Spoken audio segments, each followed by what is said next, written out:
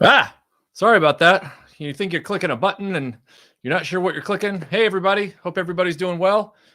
Just wanted to jump on here tonight because it's the last day of January, and everything in everything. Yeah, the story behind that picture is that I was actually I was gonna try and start this stream like mirrored, where I had like the glasses on, but I couldn't find like the right props. Anyway, um, but the story behind that photo is that I think we were at Brighton Beach. I'm pretty sure, and I got myself a Mr. Whippy cone, which was it's still one of my favorite things ever. And I was wearing my Teenage Mutant Hero Turtle shirt. So yeah. But did I get my toilet fixed? I'd already replaced it once when we moved here. It's the whatever you call the thing that fills the tank. So where it marries up to the bottom of the tank and meets the water intake hose, that rubber gasket had failed, and so it just, it was dripping real slowly. So I had to go get another. Mechanism, but unfortunately, the new mechanisms, our toilets here are weird, meaning in this house. And so the new mechanism, the new style of filler mechanism can't fit because the interior architecture of this toilet tank is bizarre. So I had to end up taking the gasket off the new piece and putting it on the old mechanism and then refitting the whole thing. And it was just stupid. Michael, do you like Keeping Up Appearances? Yes, I do. It's a very good show. Very, very funny show. Absolutely. Yeah, I have the mirrored Ray-Bans, but I didn't have a Ninja Turtle shirt like that anymore. And then I didn't have, obviously, an ice cream cone. So I thought, that'd just be weird. Brian Dillingham, thank you for the Dillinghamism, sir. Thank you so much. Jeff McElwee, good to see you. A Thunderbox. Great. That sounds that sounds like a lot of fun in the winter. No, there's no Melinda tonight. Melinda is up enjoying herself, and she's watching some television. She's had a long day at work as well. Yes, Brian. I would actually really, really like to see a mini series. I know they're doing Masters of the Air. Like I know that Spielberg and Tom Hanks have been teasing us with this Masters of the Air thing for like 15 years now or something stupid like that. But what I would really like to see is a mini series, historically accurate adaptation of the Memphis Belle crew from the 8th Air Force, because they have a story that spans uniquely past the war. So when I say past the war, it's still during the war, but not in combat. The Memphis Belle had a very unique situation around it where it was asked to go back on a major war bond tour after being one of the first bombers to survive 25 missions. So there's a lot there that could be told in epilogue episodes. In other words, in denouement episodes. There's much like with Band of Brothers, how there was the training, then the war, and then everything they experienced after that. There's a story to tell both in the before and the after that's well documented. So, thank you, Jacob. Very, very kind. Thank you so much. Matthew, I've seen every episode of that show. I love that show. That show is hilarious. Love that show. Yeah, in the Indiana Jones groups, they used to make fun of me. They said I had a baby face. Good afternoon, Kenny. How are you, sir? Grindhead Jim, thank you for the super chat. He says, what is the largest contribution to the man we know as Michael French from your time in England? You mean the largest contribution to my life? Well, this lady right here is she contributed a lot to my to my pop culture interests. And then I guess the World War II history thing, which I was already starting to get into in Nashville when I lived there. That was a big thing. But it was in my face in England, you know, like it ramped up. And so suddenly I was in front of it all the time. And that's another mini series I would love to see, is a Band of Brothers quality mini series about the Battle of Britain. I would love to see that. I know they did Piece of Cake. I've seen that. I've watched it. I own it. But I would like to see something done up, you know. I know that a lot of us are against, say, the George Lucas special edition treatment to movies in some ways, but like the Blade Runner final cut and everything like that, I think there are some applications, Star Trek, the director's cut, the motion picture. I think there are some applications of special edition work that's okay. And I would love to see somebody take the 1970 Battle of Britain movie and just do some special edition work, not to add any airplanes or anything. The airplanes are beautiful, but just add tracer effects, just add tracer fire, because they just use sound effects, because obviously you can't have these airplanes shooting at each other. So there's things like that I would love to see. I think if they did that, I wouldn't need a Battle of Britain miniseries. Johnny, thank you for the super chat. He says, Johnny 5 from Patreon here, or Johnny V. Loving the stream, frustrated by the distribution on the part of Hasbro. Can't even find a No Way Home Legend Spider-Man for my son. Take care, brother. Johnny, I mean, first of all, I'm sorry to hear that. It is par for the course with Hasbro. Their distribution is horrible. They're never going to make enough after they announce something to meet demand. It's always going to be that way. It's kind of why after Laser Pants was kind enough to send me the latest, he just wanted, I guess, Captain Britain out of the 3-pack, and he sent me Shadowcat.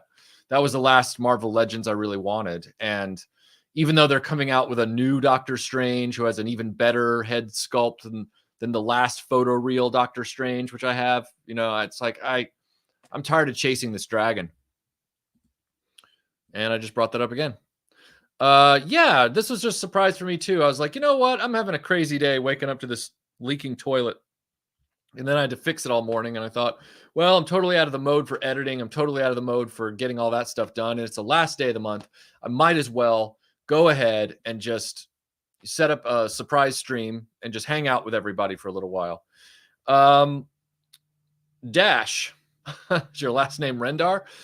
What, or maybe your name is underscore. That could be an underscore. What do you think of the Street Fighter movie? Well, I was very kindly gifted by a supporter of the channel the Steelbook edition of the Blu-ray from England of Street Fighter, because they knew I was such a Kylie fan. And I'd seen the film prior to that. It's a time capsule. It's a time capsule where Hollywood was trying to figure out what video game movies could, should, and were going to be. And they were really feeling their way and fumbling around. Street Fighter is a delightfully terrible film. It is probably, I would say, it's hard to say if it's more watchable than Double Dragon. Certainly not as watchable as the original Mortal Kombat. We're not even going to go there, which has its own problems. But it had a lot of marketing behind it. You know, Jean-Claude Van Damme was very popular at that time. And you know, Raul Julia was hot off the Addams Family films. I mean, they had a lot of money behind that movie. It's a shame the film turned out the way it did. It really is. Moonlight. Yeah, the Saturday live streams have not been canceled or anything like that, but we're feeling our way through 2022. And right now, for example, Tim and Aaron have both taken on new jobs, you know, as things start to try to become normal again. And they have, this is my full-time job, but they have, you know, more traditional jobs. And so they've gotten new jobs and they've had to make time allotments there. Melinda and I are actually working on projects together for the channel right now that are edited pieces. But in other words, we're taking advantage of those Saturdays to try and do some more stuff. But the Saturday live stream idea is not dead. There will still be Saturday live streams. They may just not be as frequent, you know, at the beginning of this year while we figure out what we're going to do. You didn't miss anything. You didn't miss anything, Jesse. You didn't miss anything. You're good. Which one is the question I would ask? Which one? I mean, I think they all have their good points. Just curious. Oh, thank you so much, Toy Connections. Very kind. Advanced congrats for nearly 95,000 subs. 100K soon. I hope it's soon. I really do. I really hope it's soon.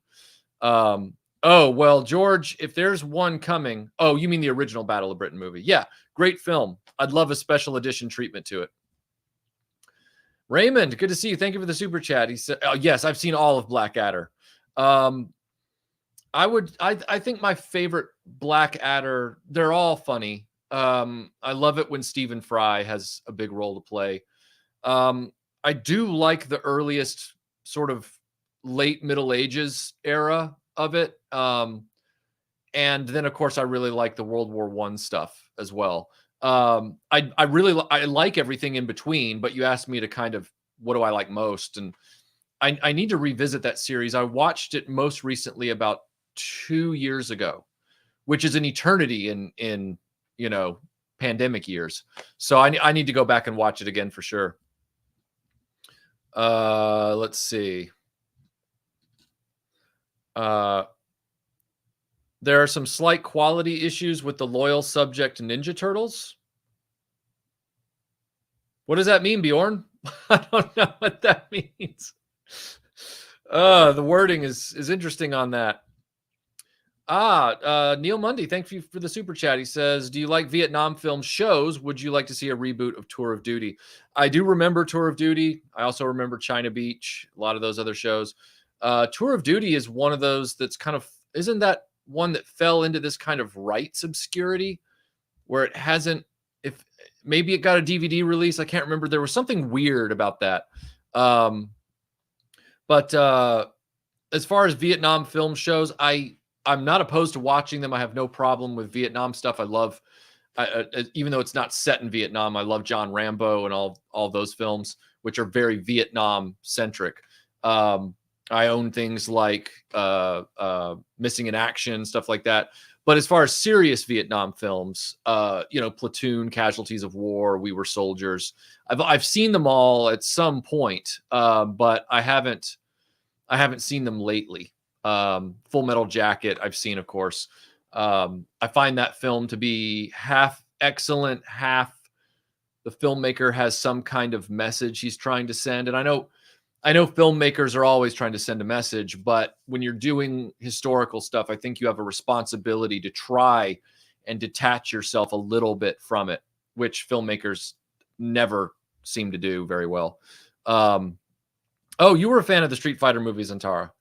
Yeah, I mean, it's not the dumpster fire that everybody says it is, but it somewhere along the way, their visual conception of what a video game movie should be, they just missed the boat on Street Fighter 2. Oh, thank you, Kal-El. Appreciate that. Thank you.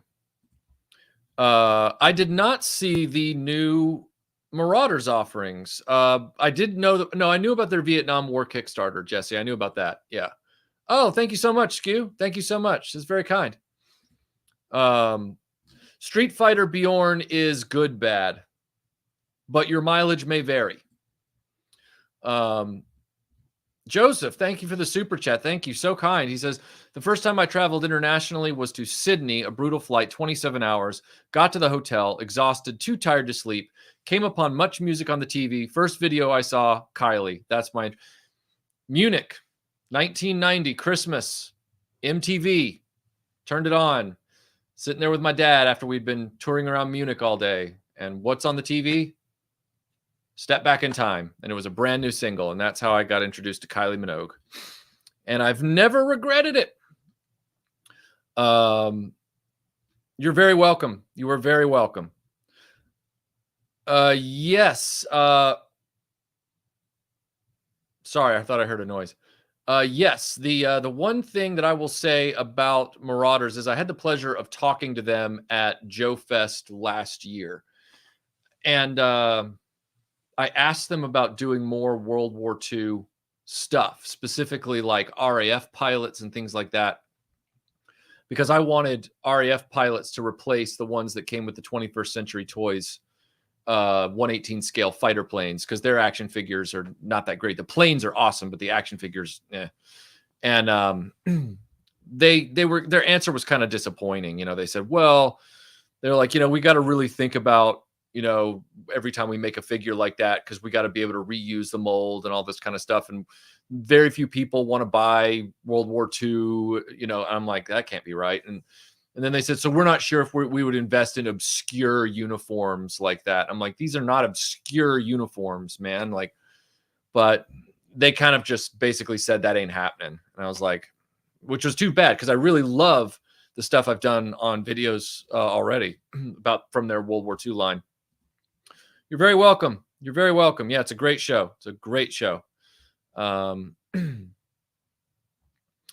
have seen some of Jeeves and Wooster, but I've also seen all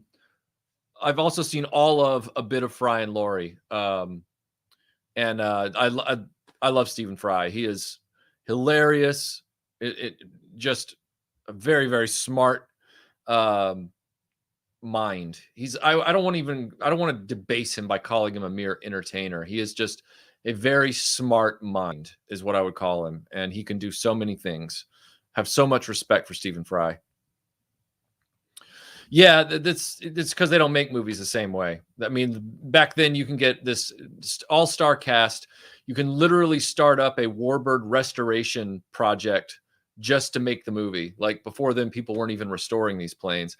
Then you can have, 55 vintage aircraft to work with, and still amazing what they accomplished with that movie. Nowadays, you saw what they did with Dunkirk. I mean, and I know that some of that was because Christopher Nolan says that he doesn't like using CGI if he doesn't have to, which I respect.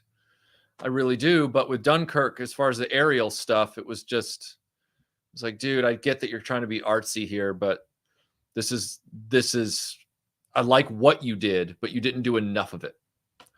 You didn't put enough of it on screen. No, you're fine. Best Starter Kylie album. Gosh. Music is an acquired taste. And so I don't begrudge. I'm not one of those people that says, if you like this kind of music, you're an idiot. And I don't like people that do that. I don't like it when people think that their music makes them a superior person to somebody else's preferences, because you don't get to choose. Music, in an odd way, music is not a choice. Your brain, in the way it's wired, in the ethereal goop of your creation, is going to respond to certain types of rhythms, instruments, vocals on its own, and you're just dragged along for the ride. That's music. Anybody who really loves the music they love knows this. So keep that in mind the next time you're thinking about ridiculing people that like this other music that some people call trash music. I'm not saying you're doing that. I'm just kind of talking here for a minute. Because people can't help what they like when it comes to music or movies or anything else. Now, if you're among friends and you like to, joke with them or whatever, that's fine.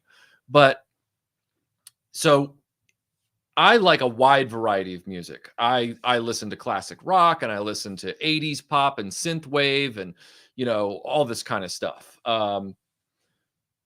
So when it comes to like Kylie, for example, it really all depends on what, like, as a starter album, I honestly wouldn't start before 1990, because that's when she really started taking control of her career. The first two albums she did are great, and they're great time capsules.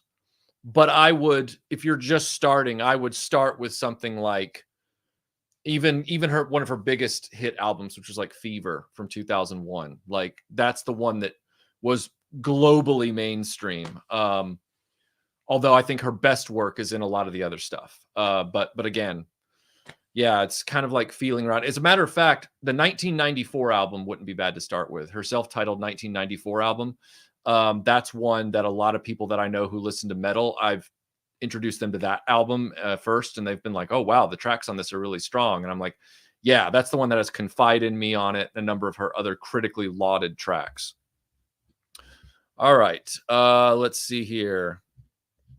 Have I missed anything? Oh, my figure culture. Thank you for the super chat.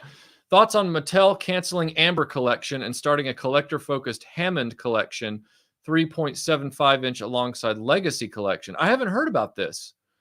Thankfully, I didn't buy any of the Amber collection. I thought that was a waste of time. There aren't enough characters that are loved or iconic enough in that franchise to warrant a 6-inch figure line. And I think the 6-inch figure thing is rapidly being played out. I really do.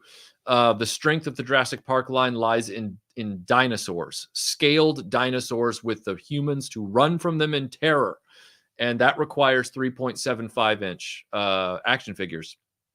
I'd be very interested to find out what this Hammond collection is, because if it's 3.75-inch alongside Legacy collection, what differentiates them from the Legacy collection figures? What does that look like?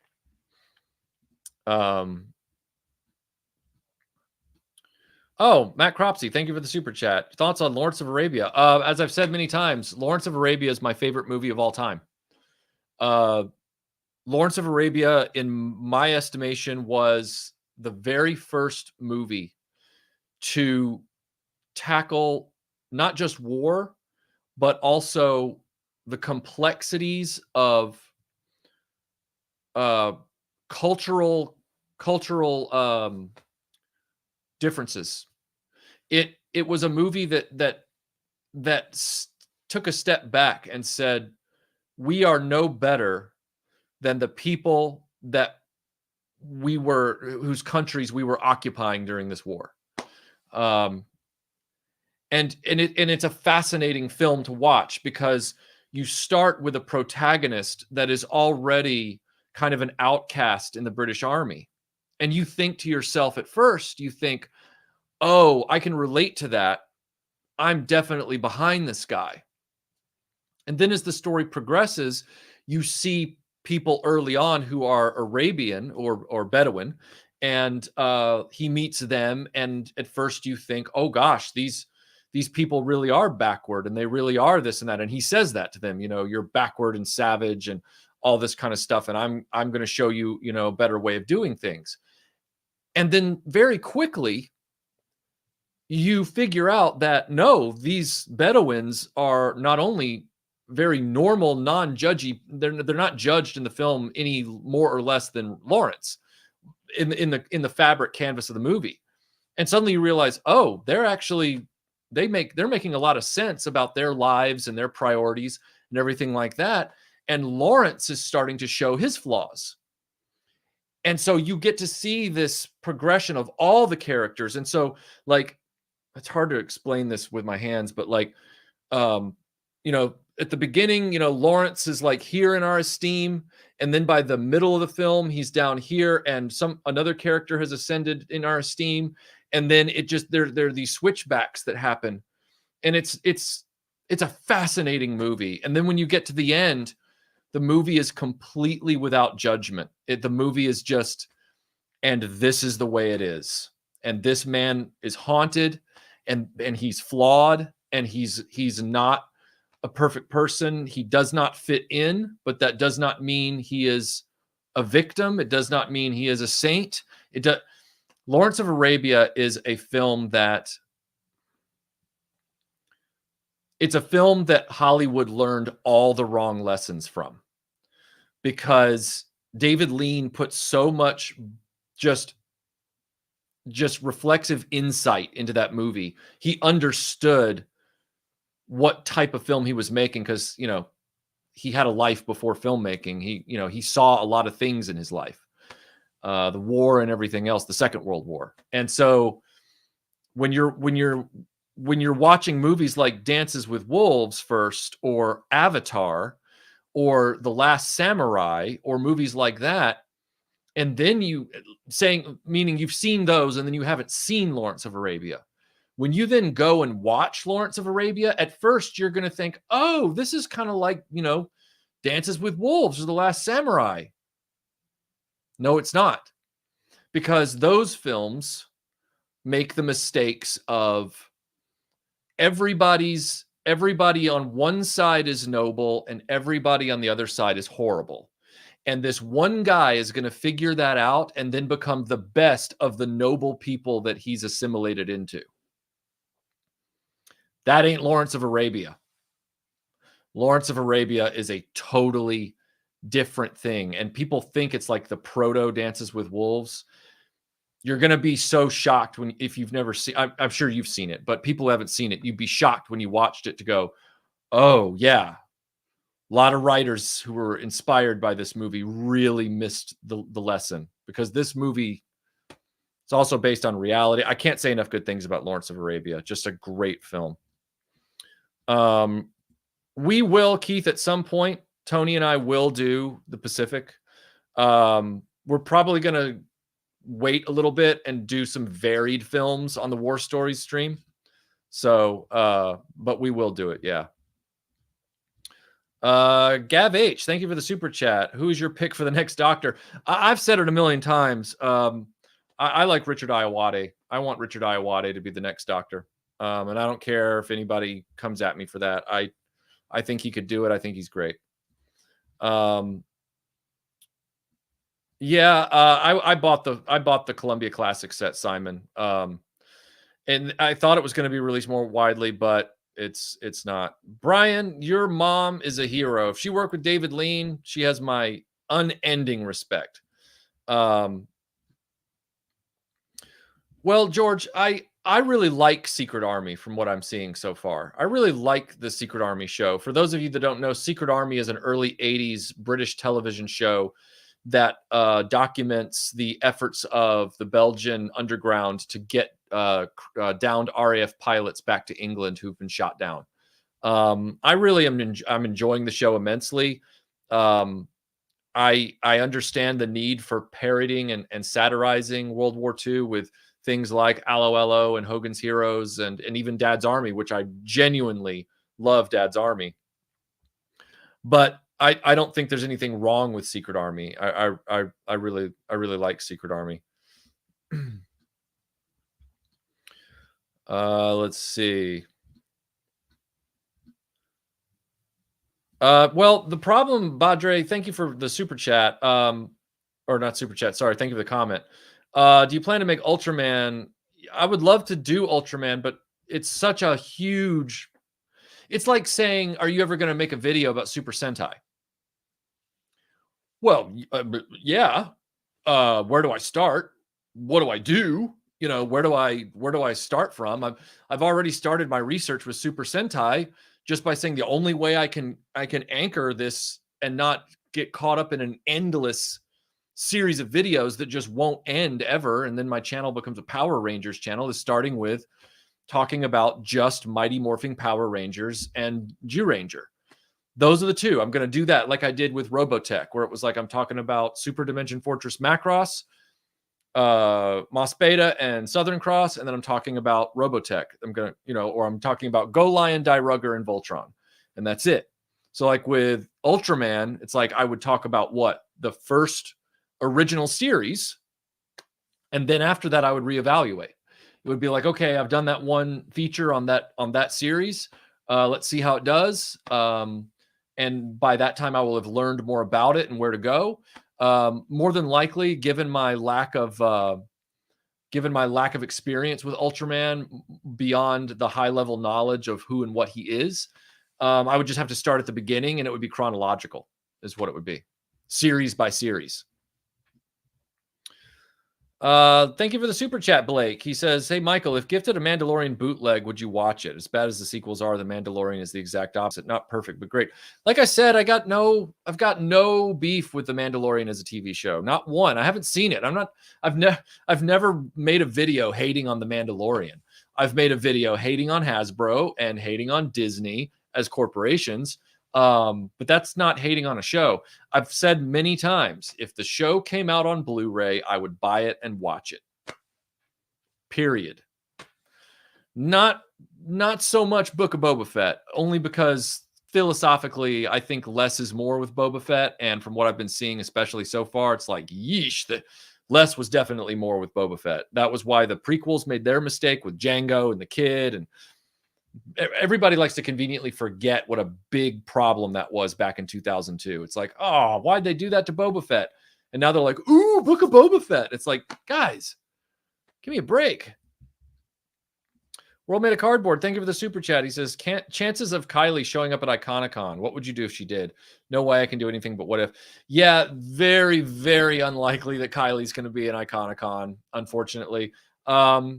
If she showed up, I'm going to assume that it would be some kind of massive. Melinda knows that I don't like surprises, and I especially wouldn't want to be surprised with something like that, because you want to be ready, you want to have your questions right, and I would want to really talk to her about how you reinvent yourself in an industry, and how you continue to stay one step ahead of your industry's trends and everything like that. I mean, I have a lot of respect for her as both an artist and just somebody that rolls up their sleeves. And during 2020, when everybody was trapped in their houses and their apartments, she had been in the middle of recording her latest album, and it all got ground to a halt. And she said, there's no reason this needs to stop. All I need to do is figure out how to record my own vocals and edit my own stuff. And she turned her apartment into a makeshift, her flat. She turned her flat into a recording studio and kept working via remote with her producers and sound designers. And they got the whole album done during 2020 and released it like mid-year. And it was great. It was such a great album. And she did that because she just never gives up. I mean, she's a cancer survivor. She's just a cool person. She's just really cool. And I would love to interview her about all of that stuff. How do you stay one step ahead of, just like I try to do on YouTube? It's like, how do you stay one step ahead of trends on YouTube, and how do you stay relevant and all that kind of stuff? And how are you open to change? How do you keep yourself from getting stuck? And then, just as a flippant question, I want to ask her, like, how much time do you think you've spent in photo shoots? I swear she's one of the most photographed people ever. And it'd be like, walk me through, like, how you have to deal with a photo shoot. Like, are there like 4 a day, and how long is each one? And, have you ever been handed an outfit that you're like, stuff like that. I'm fascinated by how, I want to know how that world works, in ways that, I don't want to ask, what's your favorite song? Like, I'm not going to do that.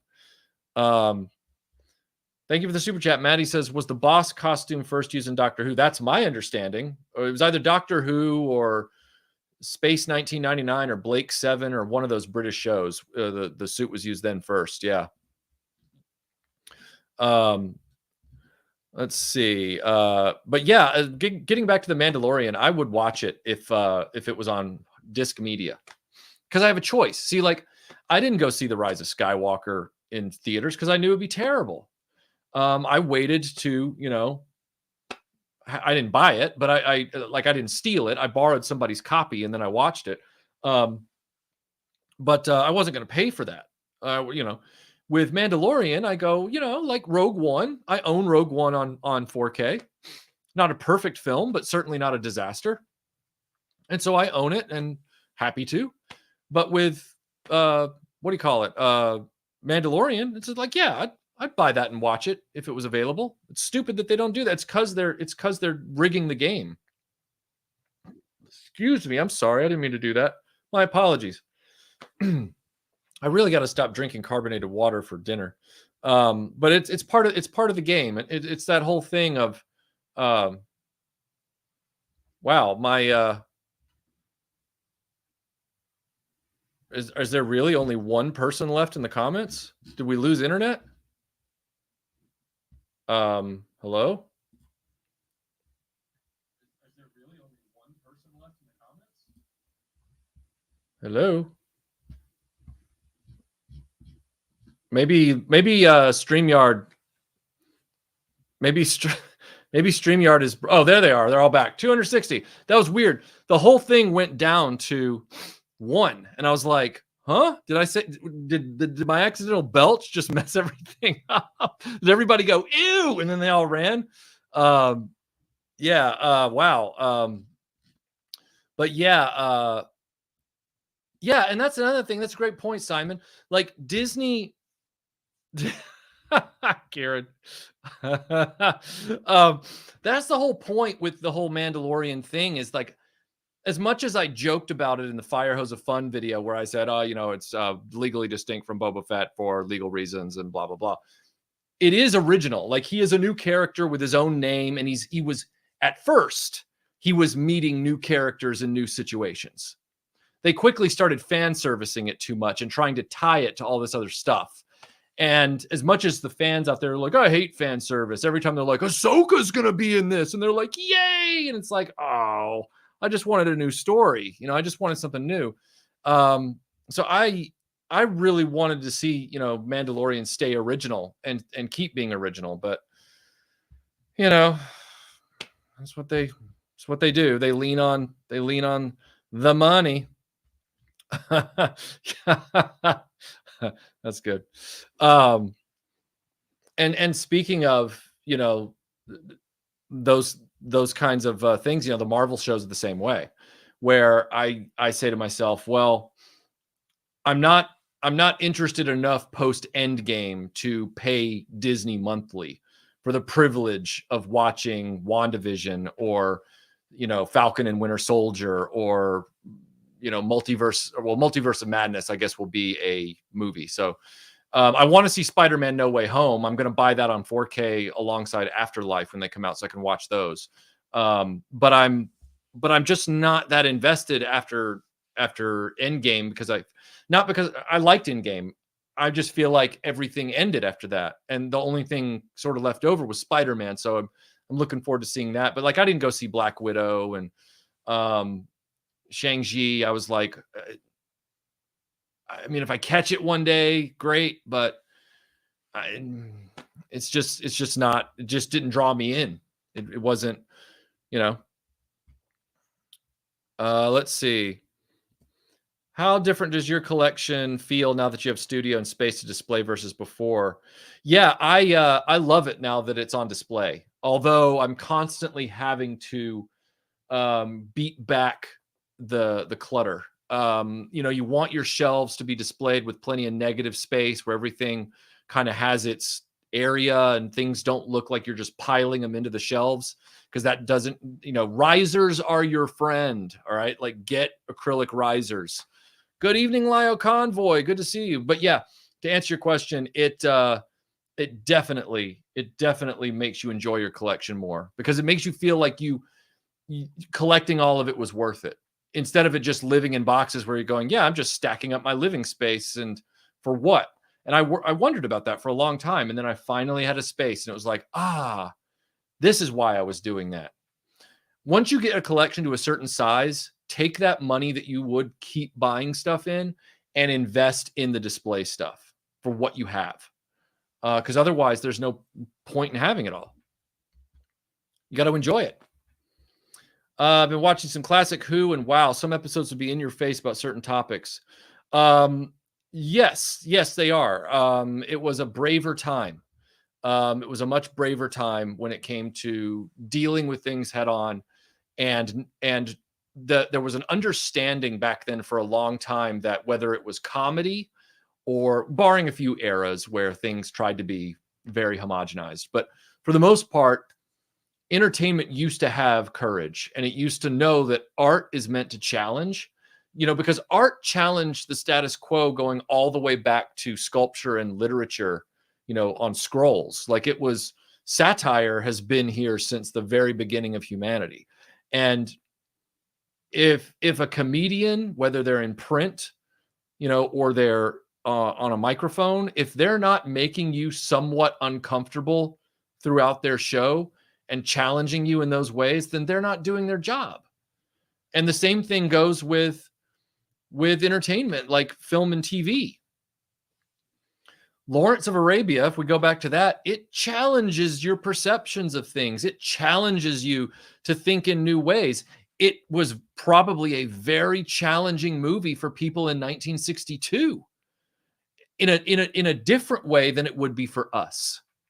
We, living in 2022, 60 years later,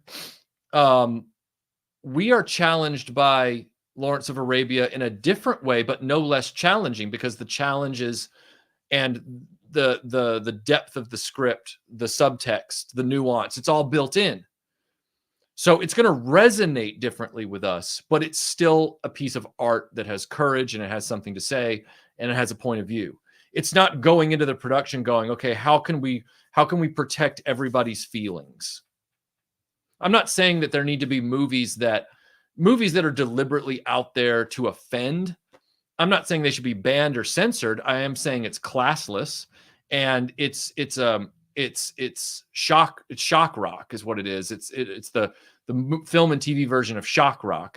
So its value is very finite. It's like it's just there to make you go, and then that's it. Then you remember it as that dumb thing that made you go, oh, that one time.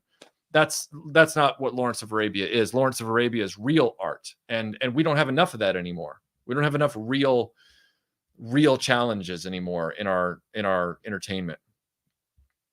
Oh, I did not know there was a Peter Cushing museum. Awesome. I would love to check that out. I would love to, especially at a seaside town. Yes. Hi, Nick. Absolutely. Master Son 42. Good to see you. I opened that box on the Patreon stream. The Viper lights. You should go check it out if you have just scrub to the end when I open the boxes. Raiders of the Lost Parcels on Patreon.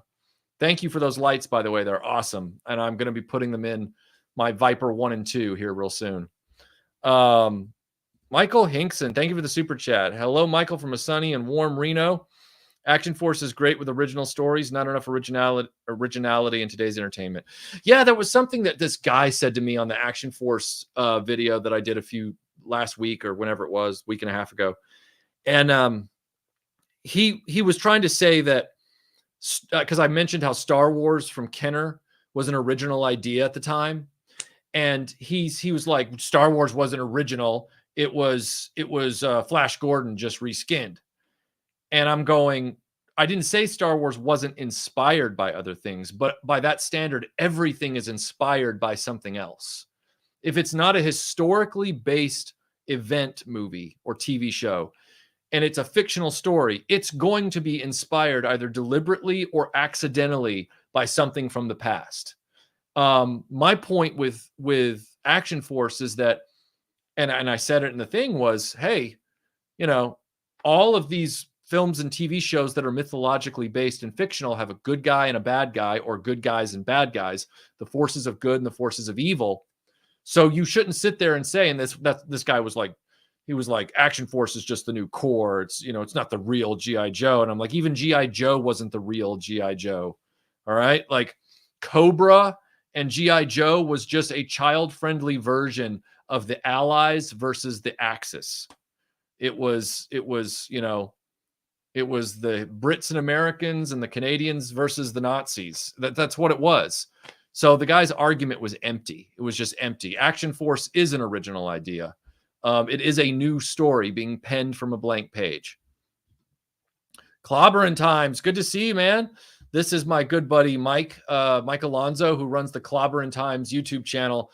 I love listening to his live streams talking about Star Trek episode by episode, and he gets great guests and subject matter experts on there with him, and he's a wealth of comic book knowledge. The guy just runs a great channel, and he was the expert witness, as I like to say, in our video about Pride of the X-Men. And Mike and I will be teaming up once again to talk about Alec Baldwin's The Shadow and that toy line as well. So prepare for that this year in our 10th anniversary extravaganza. Yeah, exactly. You got to make people think and laugh a little bit uncomfortably. Yep, that's right.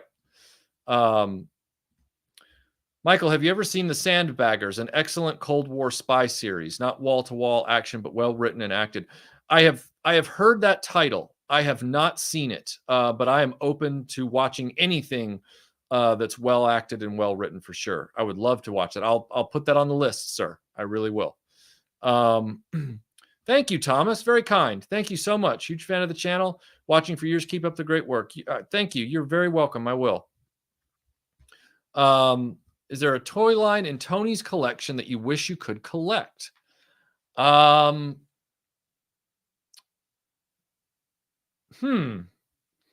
Probably some of his Action Force, or sorry, his Action Man stuff. I would love to collect. I would love to collect some of the Action Man stuff. He sent me a few pieces which are gorgeous. But also it's about room, and there's only so much money you can earn in a lifetime, of which I do not hardly earn any. So it's one of those deals where it's like, you got to be careful and everything like that. So yeah, I would love to do Action Man more. I have like the re-released Colditz Escape from Colditz set, and then Tony has graciously given me the Tank Commander and the British Infantry and a German Wehrmacht soldier. Beyond that, I think I would love to have like the Battle of Britain pilot at some point, the RAF Battle of Britain guy. That'd be great, and then maybe an SAS dude, because those guys, the Action Man SAS guy was awesome. But down the line one day. Yes, it does. Yes, it does. Let's see. We have here Uber B Man. Thank you for the super chat. I'm still waiting for the hard rock climbing band, the Snake Mountaineers, to go on tour. Any possibility of you and Razor Fist catching up in the future? It's funny about that, Uber B Man. I didn't know Razor Fist prior to doing the World Class stream, and we didn't know each other, and we really didn't interact that much on the stream aside from discussing the topics. And then after it was over, and that included Mahler as well. I love Mahler's videos. I love Mahler's movie deconstructions. I love watching his stuff. But he and I didn't know each other either. And I guess I'm just a really bad networker. Like and so I was happy to be on the stream, and all that. But then when they got done with the stream and I got done with the stream, we just kind of went back to our YouTube channels, and they do what they do and I do what I do. And there was no interaction after that period. There's no, honestly, I really haven't thought about it. Your question is valid, but at the same time, I'm like, oh yeah, no, I guess we really don't have an association at all. Like we don't, which is fine. Like it's totally fine. But yeah, so there wouldn't really be a catching up that I'm aware of, unless something that Razor Fist really likes my show or something. I mean, but I don't know that either. Let's see. Oh, Nick. Oh, man. Robert Diaz, thank you for the super chat. He says, have you considered doing a video about Police Academy and its associated toys? Yes. I totally respect your willingness to tell an ugly truth. Thank you. Yeah, I would love to get the Police Academy series because it had vehicles, a play set, and figures. That's what I like reviewing, is an action figure line that had it all going for it. Vehicles, playset, figures. Vehicles, playset, figures. And it had that. I don't have any of them at this point. I don't have a single one. Not because I don't like them, but because I've been buying all these other lines that I'm trying to do videos on. There are people that have waited, 7 years for me to do Batman the Animated Series, which I'm going to be getting to this year. And yes, I am, because I'm being told that I have to do Batman the Animated Series Part 1 for Iconicon 2022, like I did Bionic 6 Part 1, which also means that Bionic 6 Part 2 has to get done before Iconicon. So Iconicon is now it's cracking the whip on getting some of these things done. So Batman the Animated Series Part 1 will be during Iconicon 2022 as the big retro blasting video. Yeah, it's all about time and money. And like I have all of the Police Academy movies on Blu-ray, but I haven't bought the first toy yet. Not because I don't want to. Let's see. No, I didn't. Ancient Reapers. It was on World Class BS. There was a World Class BS stream that he had myself, Mahler, and Razor Fist on to talk about Last Jedi toys, or Last Jedi and Last Jedi merchandise, not selling something. I think it was Last Jedi centric. Yeah, exactly. Yeah, his stuff is his stuff is exhaustive in the best way possible, like the best way possible. Jim Largo, thank you for the super chat. He says, hello, Michael. Any thoughts on the Science Ninja Team Gatchaman Storm Collectibles just solicited a new figure series? I did not know there was a new figure series. I wish all the success in the world on any new figure series for a vintage property that comes out. And I hope that they don't turn out to be, junk. Like I'm crossing my fingers with the Super 7 Silverhawks, even though they don't look I know they're supposed to be animation accurate. And I've seen the new Ramen Toys Quicksilver.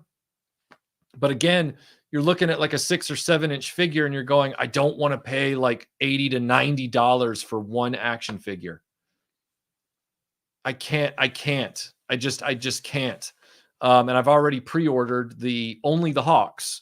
I didn't pre-order their overpriced villains. I only pre-ordered the Hawks in the first 2 waves of Super 7 Silverhawks. So that's just going to have to be my lot in life. Let's see. Matthew Kearns, Matt Movie 611 is here. What, in your opinion, is the best Jack Ryan movie? Patriot Games. There is a real good reason that I give. When I say good reason, I don't mean that it should sway your opinion in any way. But the reason that I think Patriot Games is that I saw Hunt for Red October in the theater.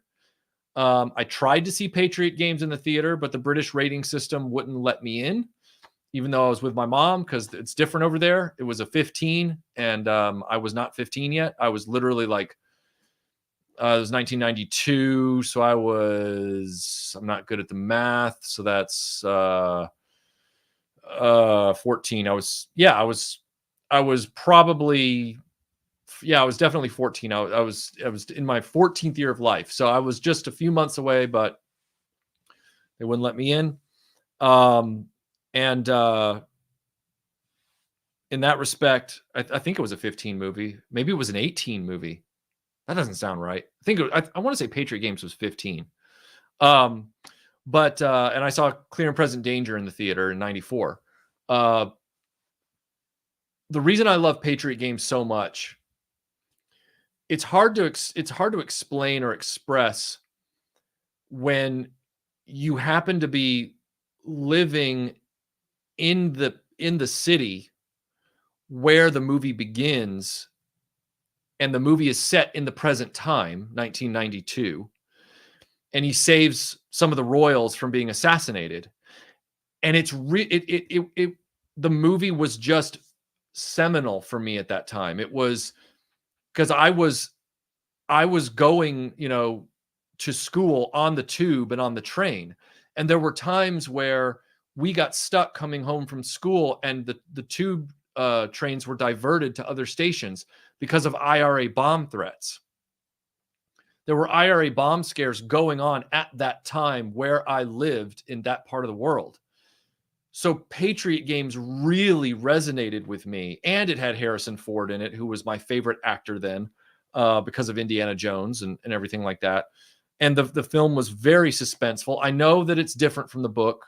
I've read the book. I own the book. I bought it at W.H. Smith in Waterloo Station in 1992 and read it as a kid after I'd seen the movie.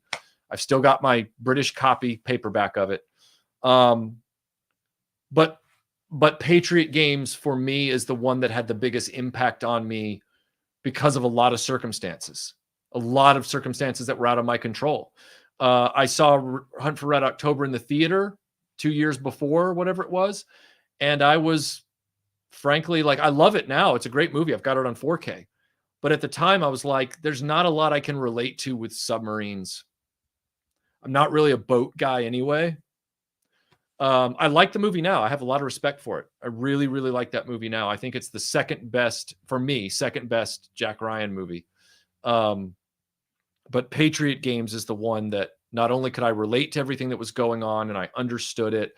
I mean, I even went to Annapolis after, like my senior year of high school, or maybe the summer afterwards. I went to Annapolis just to visit the shooting locations where he gets attacked by the IRA guys right outside the gate.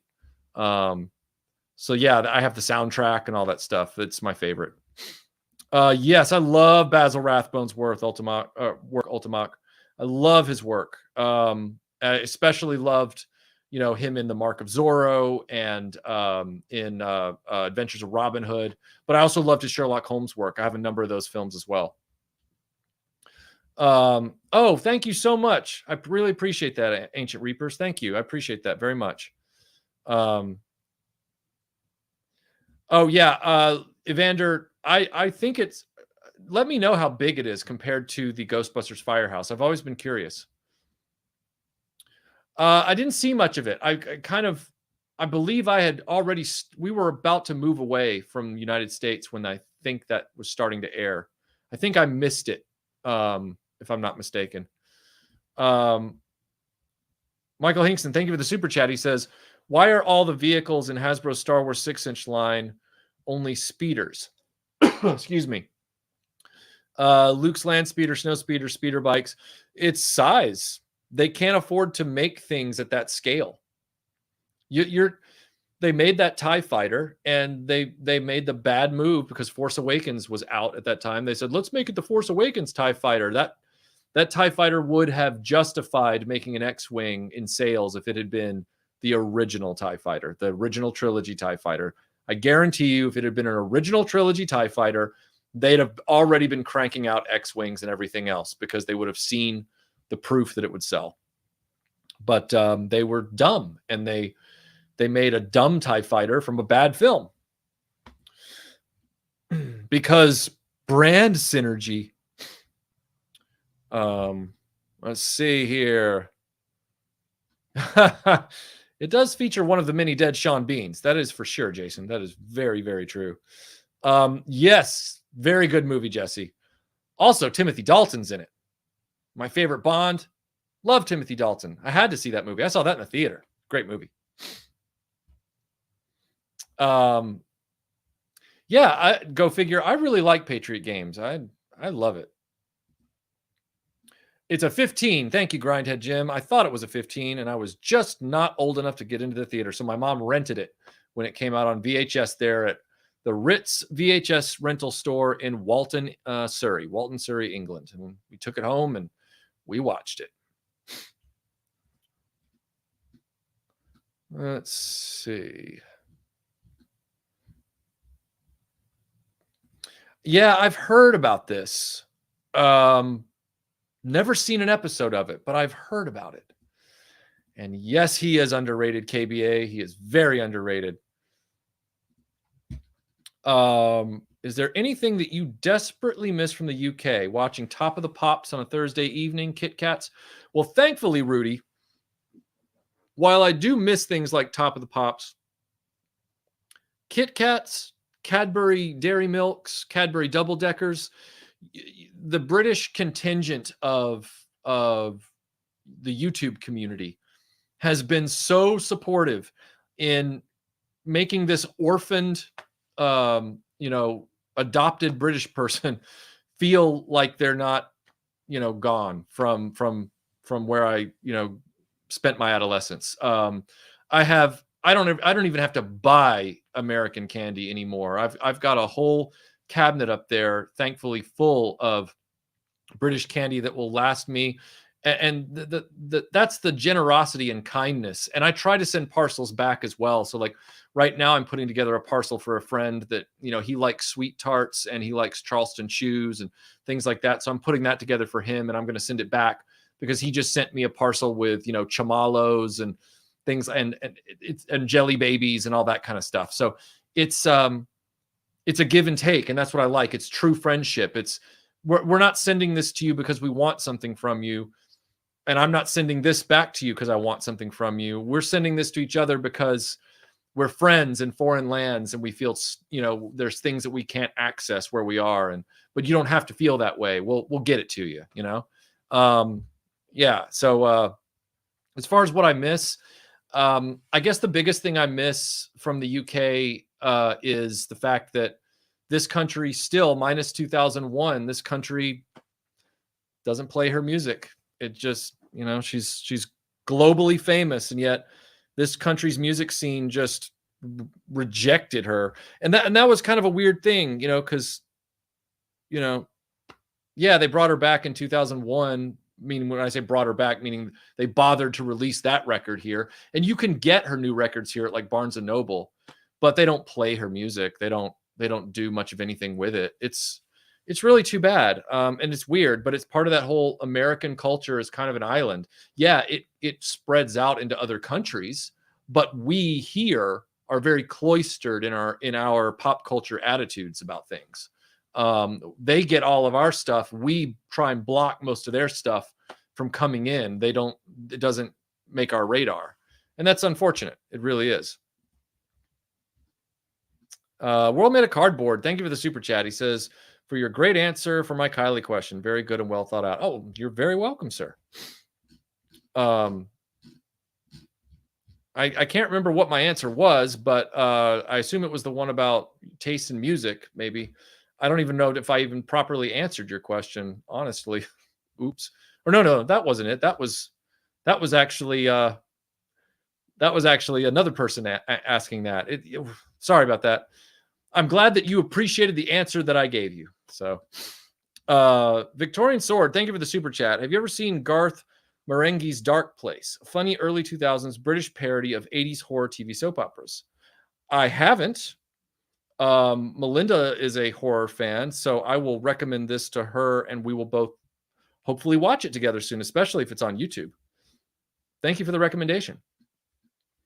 Yeah, I would love to too, Wolfie. The brand synergy and all that garbage, you just want to reach across the table and slap somebody. World Made of Cardboard, thank you for the super chat. There is a British store in the DFW area. I had my first double-decker this past Christmas. I now have a new favorite candy bar. Yeah, I had one tonight, actually, before I came down in the spirit of this stream. Nathan Cloud, thank you for the super chat. He says, how much of Hasbro's short-sightedness do you think is current Lucasfilm short-sightedness? When George owned Lucasfilm, Hasbro was doing so much more. Yeah, they were, but George Lucas was also taking a vested interest beyond just approval, disapproval. The corporate level of approval, disapproval in products and merchandising is a very different beast than George Lucas's independent company with him personally looking over stuff and going, yes, no, yes, no. And I bet you too, he didn't bilk them on the licensing fee. I bet you Disney bilks Hasbro hard on the licensing fee, which probably cripples them even more. And oddly enough, it seems like when you look at how they handle Star Wars versus Marvel, even though they're both owned by Disney, I'm betting you money that for some reason Marvel's licensing fee is less. I bet you the Star Wars licensing fee right now is just it's too much. I bet you it's overvalued. And I bet you that's part of it. I mean, I can't guarantee that. I have no evidence to back that up, but sometimes it really feels that way. I wouldn't be surprised if that was the case, is all I'm saying. Yes, you do, Matt Movies. You do need to think of a video for Iconicon this year, because your Tron one last year was exactly the kind of content that was perfect for Iconicon. Gerard O'Connor, thank you for the super chat. He says, hey, everyone, just in the door. Sucks to be late. I'm going to jump back to the beginning. Stay well. Thanks, Gerard. Appreciate it, man. Good to see you here. Right, Laser Pants? Right? And here, this is the other thing, okay? I promise I'm going to shut up about this, but this is the other thing. She's never had to make a comeback. She's been in the industry the whole time, from late 1987 to now. She's never gone anywhere, and she's got number one hit after number one hit after number one hit. Number one album. Her last album hit number one in the UK in 2020 or 2021. I can't remember. It's either 2020 or 2021. I can't remember, but when Magic came out, it hit number one. It blows my mind. It blows my mind. She's never had a comeback. She doesn't have to have a comeback like Limp Bizkit. Don't call it a comeback. Not that I don't think you're calling it a comeback. I'm saying society. Oh yeah, I already saw that one. Oh, Roxette. Hold on tight. You know, she's a little bit dangerous. I love Roxette. Love Roxette.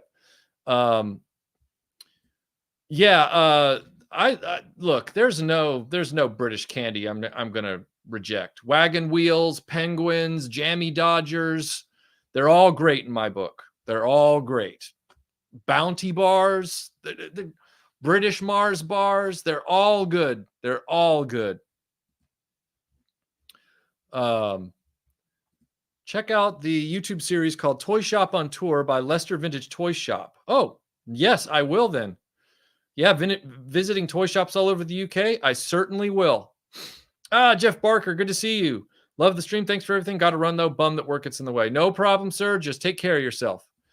I did see that movie, and I have also seen U571. U571 is a terrible movie with great special effects, but it is a crime against humanity as far as script and lack of historical accuracy. The British were the heroes of that whole operation, and what a mess that movie was. As far as K-19, The Widowmaker, saw that as well. Decent film. Probably won't watch it again though, because it's very hard to watch, and I have a lot of problems personally with having to watch people suffer corrupt organizations' known foibles. So whether it's a corporation or the Communist Party in this case, knowingly putting those men in harm's way with the radiation and killing them because they just didn't want to get their act together to build this nuclear submarine. Very, very hard to watch. I still have all the imagery in my head from that movie. You know, Liam Neeson and them first handcuffing Harrison Ford to the ladder, and then Liam Neeson frees him because he's like, this is not the way we do things. And the guys being told that the chemical suits are actually radiation suits, and the one guy sacrificing his life knowingly with the water in there. And that just, yeah, very powerful film, but also proving things we already know, that these systems, these totalitarian systems, corporations I include in that, are just awful to the human condition. They're just horrible. Jacob the Movie Guy, thank you for the super chat. Who is your favorite doctor from Doctor Who? Love your channel. Thank you. This is going to sound cliche. I don't mean it to, because I actually love the performances of all the doctors. There hasn't been a doctor yet that I haven't liked. I love some of the best moments from Doctor Who that I've experienced have come from doctors that aren't my favorite. So like, and when I say aren't my favorite, that some people like to think that means I don't like them. That's not what I'm saying at all. I like them all. But like some of the best Doctor Who moments were some, lines delivered by Peter Capaldi and Colin Baker. And I loved their takes on the doctors. And I loved, Matt Smith's stuff, for example. I don't like Matt Smith's era because the screenwriters I thought were really, after the 11th hour, I think it's called the 11th hour, or whatever the title of his opening debut was, which I thought was excellent. After that one, I thought the screenwriting went downhill really fast. That's not his fault. He was still great. But if you're asking me who my favorite doctor is, it's going to be Tom Baker. And then right after that, taking nothing away from them, is at a tie. It's John Pertwee and David Tennant. But I also really love Christopher Eccleston, and I also really love Colin Baker. I like Sylvester McCoy a lot. I like Paul McGann for the brief.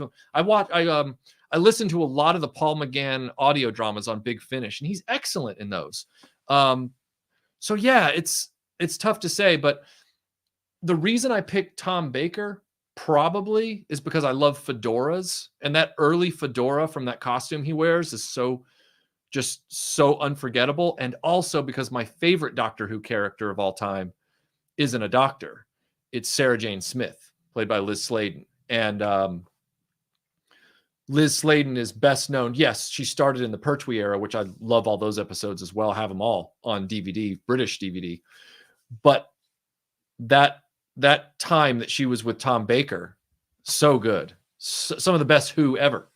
So yeah, that's probably why I'm biased towards Tom Baker, because it's where Liz Sladen was really front and center, on that show. Let's see. Toffee crisps, yay or nay?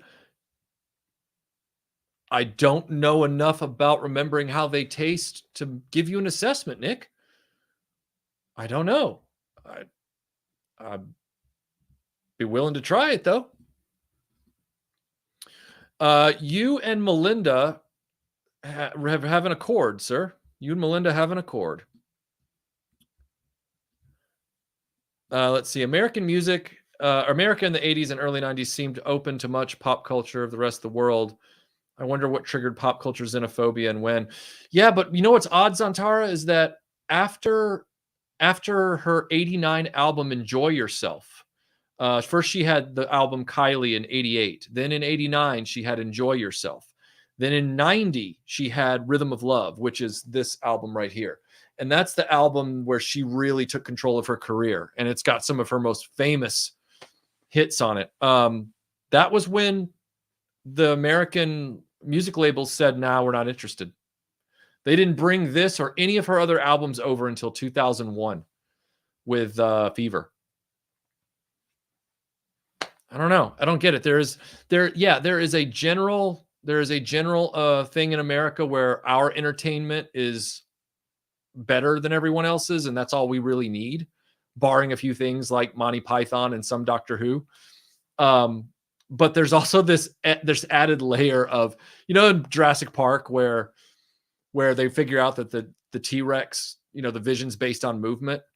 I feel like America is like a T-Rex or something, and everybody's like, don't move. It can't see Kylie if we don't move. It's like America is just blind to her. It's weird. Even though they totally let the Spice Girls come over in the late 90s, and it's odd. It's just it's a weird quirk. The blue Empire Strikes Back jacket is from the Bradford Exchange. That is, I'm pretty sure I had the link in the video description. So if the link is no longer working and they're not selling it anymore, you might just want to look up Bradford Exchange Han Solo jacket. But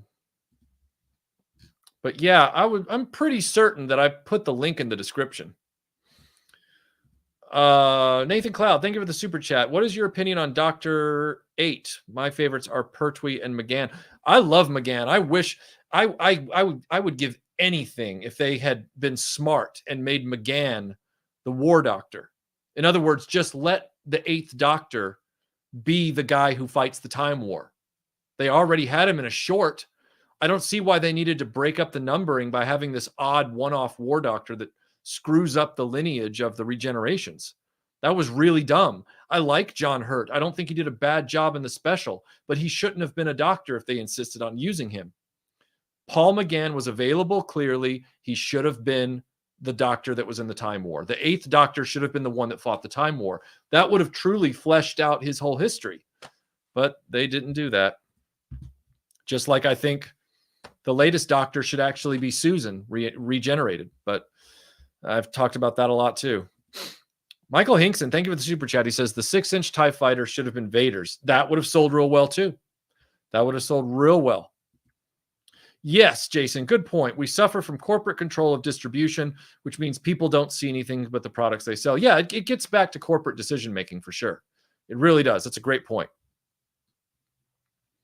Matthew makes another good point. It doesn't make our radar because we like our books about things we already know. Yeah, that's true. We don't like a lot of change. That is very true. I'm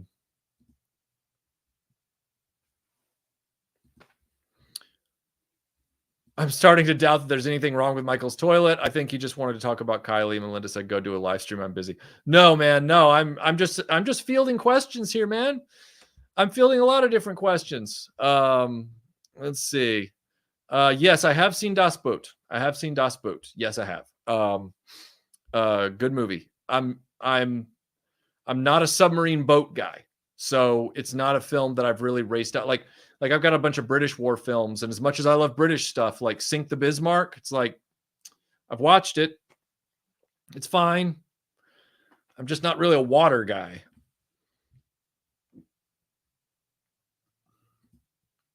I have not seen those videos. I have not seen those. If I have, I don't know the name Sergeant Reds, but I haven't seen those videos.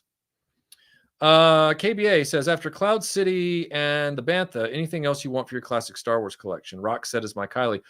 I listened to Rock Set at the time I lived in England, right alongside Kylie. I was listening to the Joyride album constantly. I own my own copy of it now. I had to have a copy for myself. That was my dad's copy. But after the Cloud City and the Bantha, you're right. I mean, the field is narrowing for what I would really need from a Star Wars Kenner line. I mean, I'm looking forward to the Stan Solo figures that he's got coming out, such as the Slave Leia, and there's a few others that he's got in development. I think there are a few others, but I'm looking forward to anything that he comes up with to make for the classic original trilogy stuff. I'll be happy between him and Pro Customs to fill in anything. Their quality is really, really good. So yeah, Slave Leia's one. I mean, I was going to say the pilots, but obviously Pro Customs just did the pilots over here in my case. Yeah, I don't know. Maybe that like crazy big land speeder that goes driving by in Mos Eisley. That'd be fun.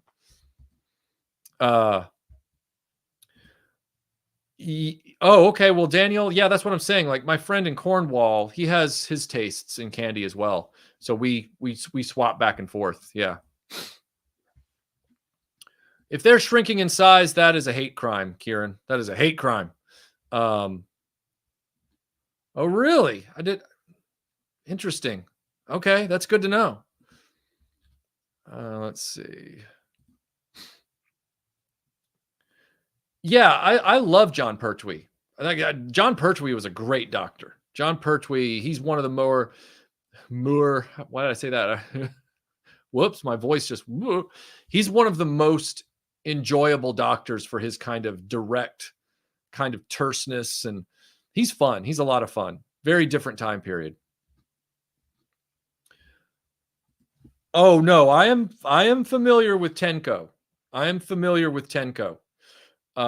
It's one where I'm still trying to find the right set of DVDs to buy, because Tenko has been repackaged a few times and I can only get it through Amazon UK.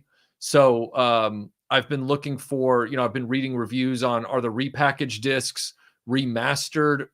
Because sometimes with TV, I find, especially obscure television on DVD, you want the original release where the cases tend to be bigger, because it means they put them out on more discs to spread the bit rate. Whereas when they bring it back out in like a budget complete series set that's slimmer, they cram episodes onto more discs. And so then the quality is worse. And so for those British television shows that were filmed with a lot of video cameras and stuff as well, outdoors being on film, indoors being on video cameras, I want to make sure that I get the best quality copies, whatever they are.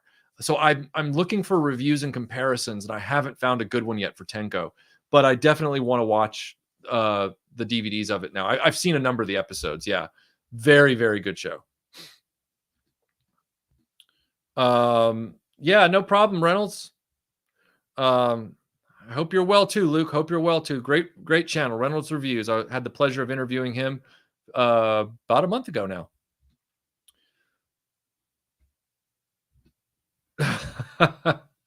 I'll have to see Lost River then.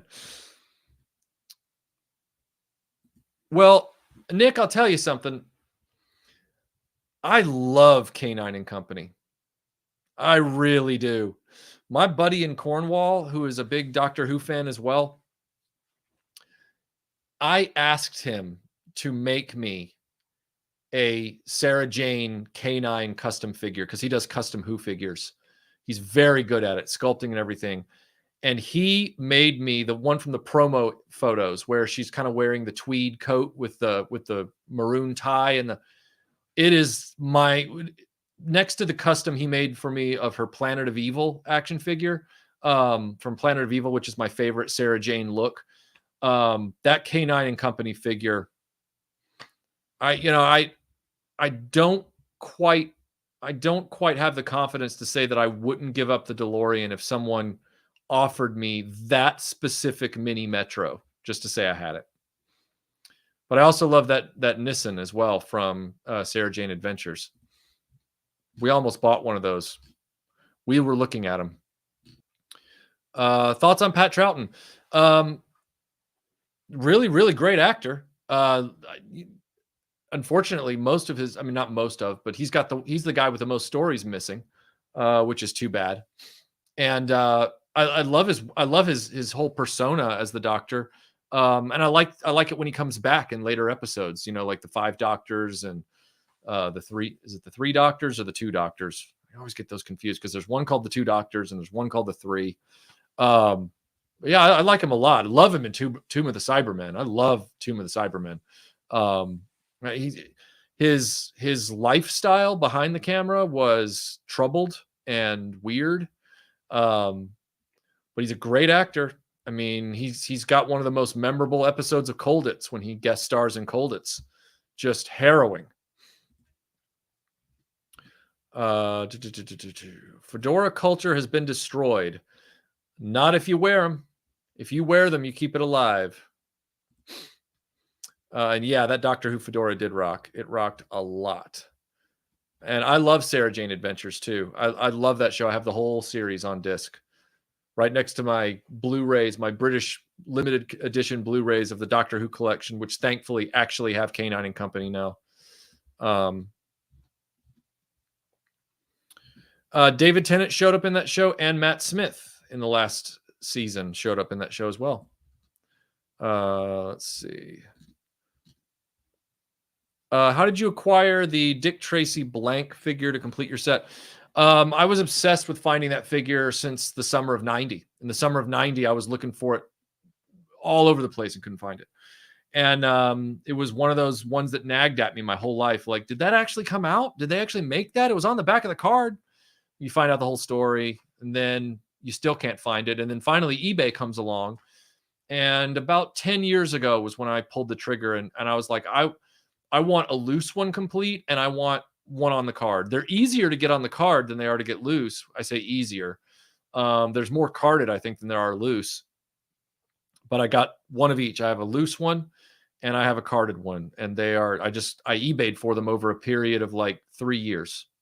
I know that's not like the greatest story in the world, but it's really the only surefire way to get one aside from finding one at a high-end toy show or something like that. Let's see. Oh, Troy, thank you for the super chat. Just an excuse to support you. Love your content always. Thank you. Really liking the Who content. Thanks for all you do. You're very welcome, Troy. Mike and I are really excited to be doing that Call the Police Box show. I posted on Twitter. Somebody asked me, is this show going to continue? Which I was like, I thought we were pretty clear at the end that we had another episode coming, but sometimes people don't listen. So I posted the thumbnails for the second and third episodes of the show. So second episode is going to be about Rose, because we're leapfrogging. So the second episode will be the first Eccleston.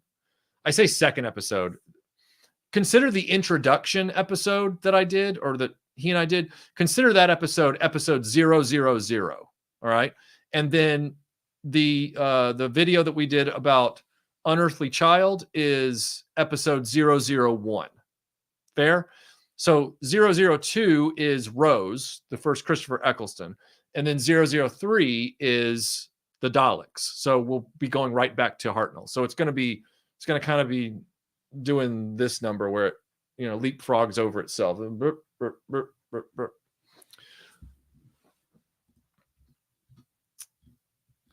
Let's see. Yeah. This stuff. Oh, you saw an episode of Combat? Great show. Such a good show. Such a good show.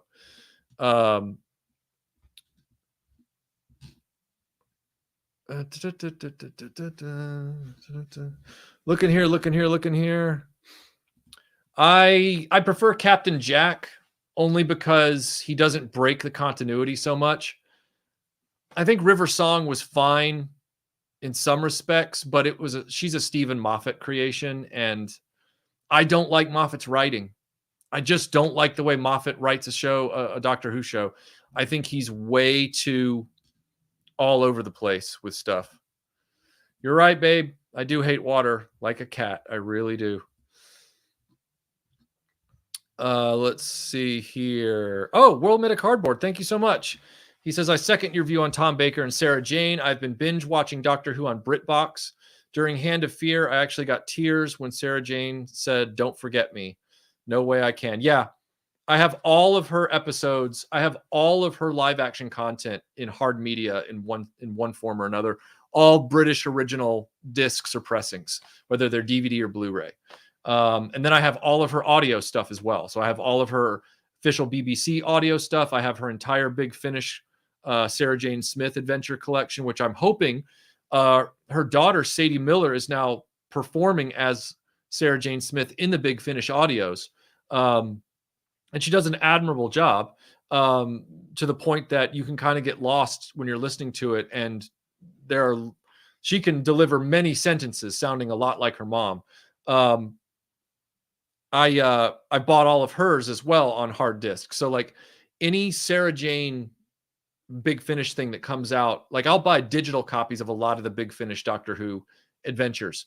But if it's a Sarah Jane Smith thing with either Liz Sladen or Sadie Miller, I buy the CD and I have it shipped from Europe because I want that artwork and everything.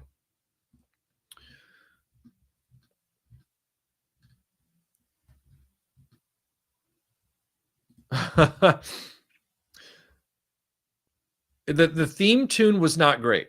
The theme tune, George, is really bad.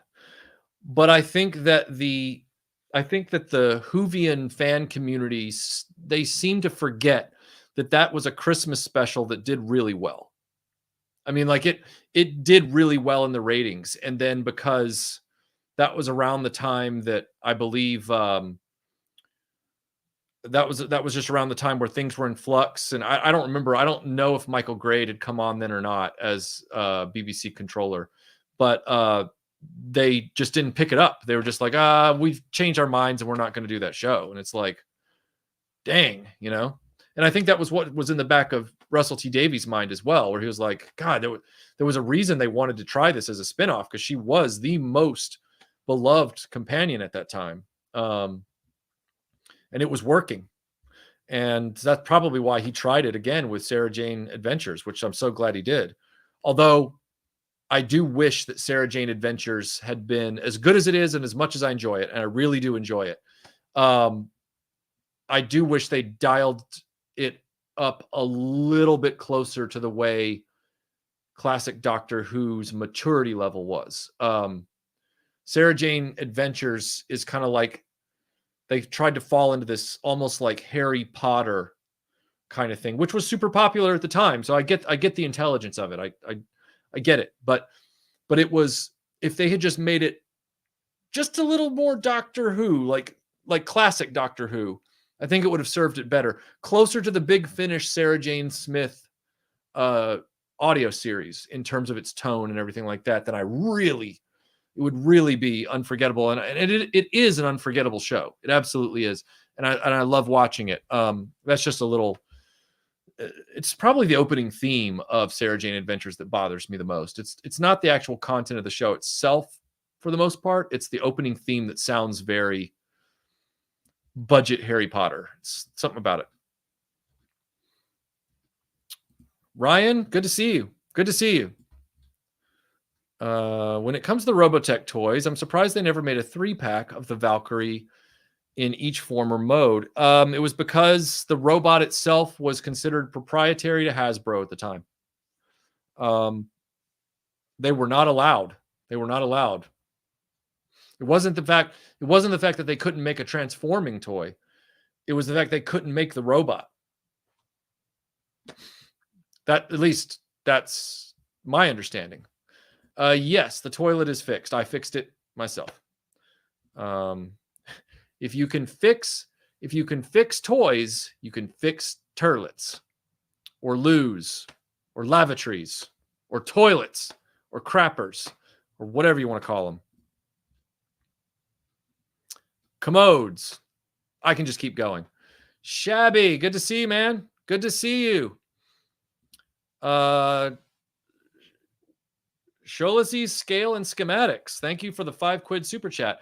He says, "Hey Michael, was the playground full of lines from the night before episode of Bottom when you were in the UK?"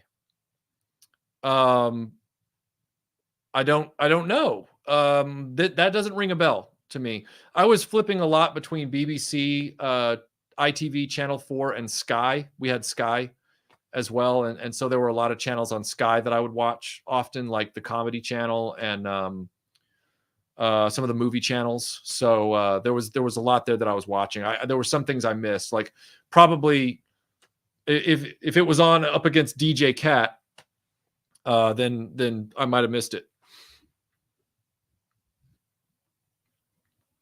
Anything I'd like to see for the Doctor Who 60th anniversary? Gosh. Well, you know what I would really like to see? I would really like to see an official canon return so that we can put all this behind us. I would like to see an official canon return of Nicola Bryant's Perry into the continuity so that we can really, I know we've had the teaser for the Blu-ray set that's supposed to be canon as well, but I would really like to see her just come back for, much like they did with Liz Sladen for School Reunion in the first season of Tenet. I would like to see them do a special episode where Perry comes back and we know for a fact that she's not like just thrown away as this Who character. I would really like to see that. And also maybe I thought I did not like the writing of the Ponds. I wished it had just been the Doctor and Amy Pond. I didn't need that whole Ponds coupling thing going on. And I also am not the kind of person that wants the Doctor to be romantically involved with a companion either. That's not what I'm getting at. I'm saying that I just like having, based on the 11th Hour being the story that it was, I wish that it would have just been the Doctor and Amy Pond the whole time. But I would like to see them bring those two characters back from that stupid rule that they made about the weeping angels. I thought that was dumb. Yeah, they're back in the past, but we can't go back there. Why? Because reasons. Michael, what do you think about the rumor of David Tennant coming back as the 14th Doctor? I think it's BS, but if it happened, would you be all in? I would be. I do think it's a pipe dream. I do think it's one of those rumors that fans wish they want to throw around. I don't know how they would explain that, except for the fact that there is that other copy of him that's in like the other dimension or whatever. But if that's the case, if it's that version of him or whatever, then where's Rose Tyler? And then also this rumor that Donna is coming back with him. It's like, what? Does he have some sort of backup copy of her memories that won't destroy her when they get re-uploaded because he's the copy? It all doesn't make a lot of sense. I'm sure Russell T Davies has his plan in place already from what I've heard they're filming or whatever, but I'm not sure how that would work. I feel like it would be Doctor Who eating its own tail at that point. But again, Davies is, I feel, a much better writer. All writers have their faults, but I think he's a much better writer than Moffat. So I will trust whatever he does with it. I don't mean that I will like all of it. Trust and liking something are two different things. Some people confuse that and they're like, I trust him, so I have to like everything he does. Like those guys that love the prequels back in the aughts. And it was like, are you drunk? Like, so, and the reason they liked it wasn't constructive. It was just, well, it's because it's Star Wars and it's George Lucas. That's not a reason. Similarly, I'm not going to blindly like everything that Russell T Davies does just because it's Russell T Davies. But I have more trust in Russell T Davies not to screw up than I do Moffat, if that makes sense. I have exponentially more trust in Moffat than I do Chibnall. So it's a slippery slope, I'm not a huge fan of everything that John Nathan Turner did on the show for all those decade or for that whole decade. But I do think there were a few interesting things that he did really well. some of them are things that other people don't even like Warrior's Gate. I love Warrior's Gate, but a lot of people don't like Warrior's Gate. Then again, I'm a Philip Hinchcliffe fan who really loves Planet of Evil. And, a lot of people like Philip Hinchcliffe, but they don't like Planet of Evil. So,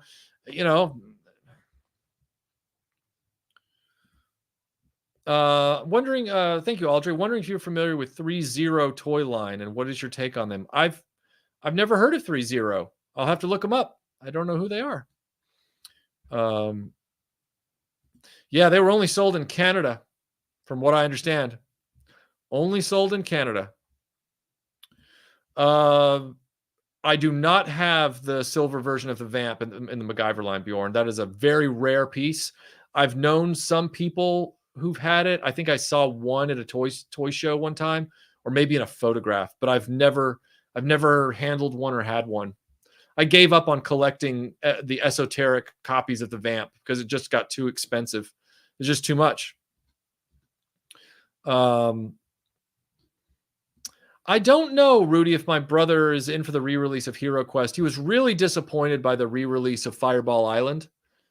He was not happy with it. So I don't know, since he already has the original Hero Quest, I don't know if he has the need or feels the need to buy the re-release.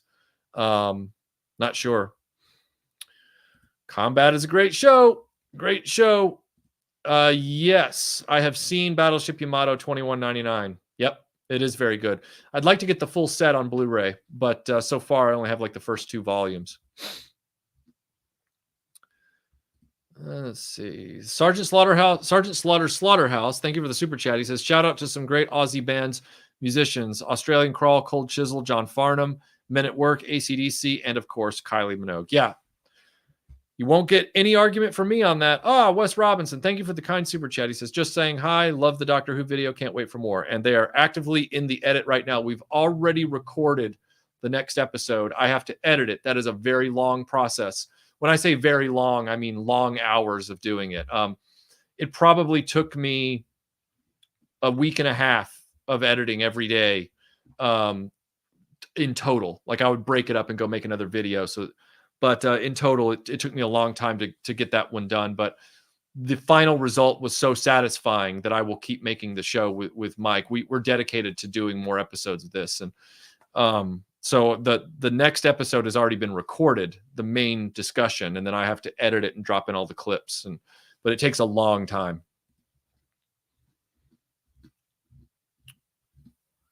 James Salzberg, thank you for the super chat. He says, I'd love to hear Sadie and Sean Pertwee do a big finish. Yeah, that'd be cool. Although I do really like, is it John Culshaw? No. Who does, is it, I'm forgetting it. Oh, Tim Trailar. I really like Tim Trailar's John Pertwee. I think he does a great job. I really like his performance. Yeah. Yeah, they were overexposed on Tara in excess for quite a while. Yeah.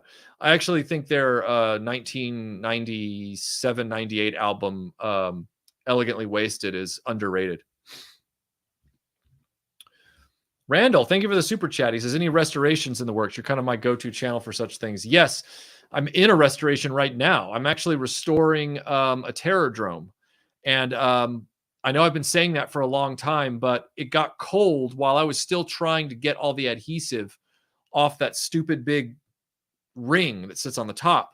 So I'm going to be waiting for the weather to warm up and then getting that thing in peroxide and trying to get it lightened up. And I've got to peroxide all the panels, and I've got to clean off the dome stickers, the Firebat dome. And the Terrordrome is just, it's not fun to restore.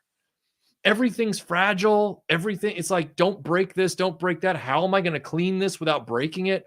I can't take it off the thing because if I do, I'm running the risk of breaking the tabs of the pins on this hinge. I need to leave it where it is, but I've got to put pressure on it to clean it.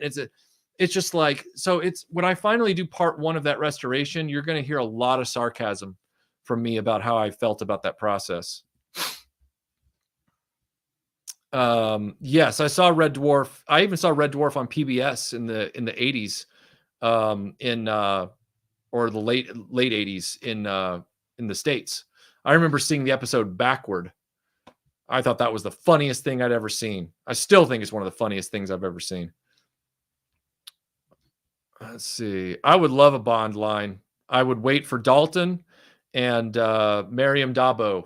And then I'd be good at that point. Let's see. If I am mispronouncing your last name, sir, you just let me know. You just let me know if I'm mispronouncing your last name, Raymond. I certainly don't mean to. I'm Vargo. Thank you for the super chat. He says, really loving the Band of Brothers streams with Tony. Any sneak peeks of what will be the next thing you cover? Well, Tony and I have been talking about possibly covering Zulu, or not possibly, meaning possibly as the next thing. We also toyed with the idea jokingly of maybe just getting it out of the way and talking about Private Ryan. But Tony wants to find something where we have a differing opinion, because we both love Band of Brothers and we both loathe Private Ryan. So he doesn't want the audience to get the idea that we always agree, even though so far he was throwing me like titles of movies, war movies. And he's like, have you seen this? And I'm like, yeah. He's like, what do you think? And I'm like, I would give him like a 1-sentence take, and he'd be like, oh, that's my attitude as well. So he seems to be on the hunt for something that might be where we have differing perspectives on it. But in the meantime, I've tried to encourage him to just say, why don't we just talk about what we want to talk about? You know, like whether we both love it or both hate it, or one of us has differing opinions with the other. So we'll see. I'm hoping that we do something not World War II next and then get back to World War II. He wanted to do The Four Feathers, which I love that movie, The Four Feathers with Heath Ledger. Such a great film.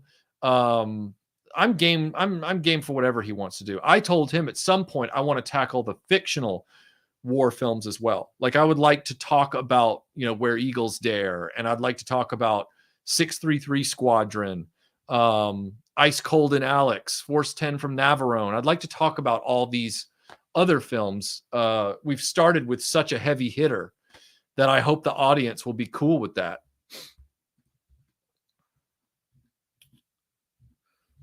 I don't hate Rory. I just don't like what they did with the whole it's soap opera relationship drama on the TARDIS, and it's just like, ugh, give me a break. Seemed a little pandery, I guess. Yes. If you watch Nerd Alert, if you watch my video about The Last 17, you will see me complete it. That's the whole point of that video. So I highly recommend you watch the Star Wars Follies, The Last 17. It's called The Magnificent 17, but it's the Star Wars Follies episode about the last 17 Kenner figures. And you will see me complete the Star Wars run in real time.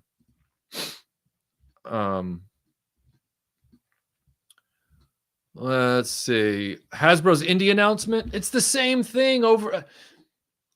Hasbro's indie announcement is the tattered, tired playbook of what Hasbro always does now. They're like, oh, well, we're going to do some 6-inch stuff that you won't be able to find.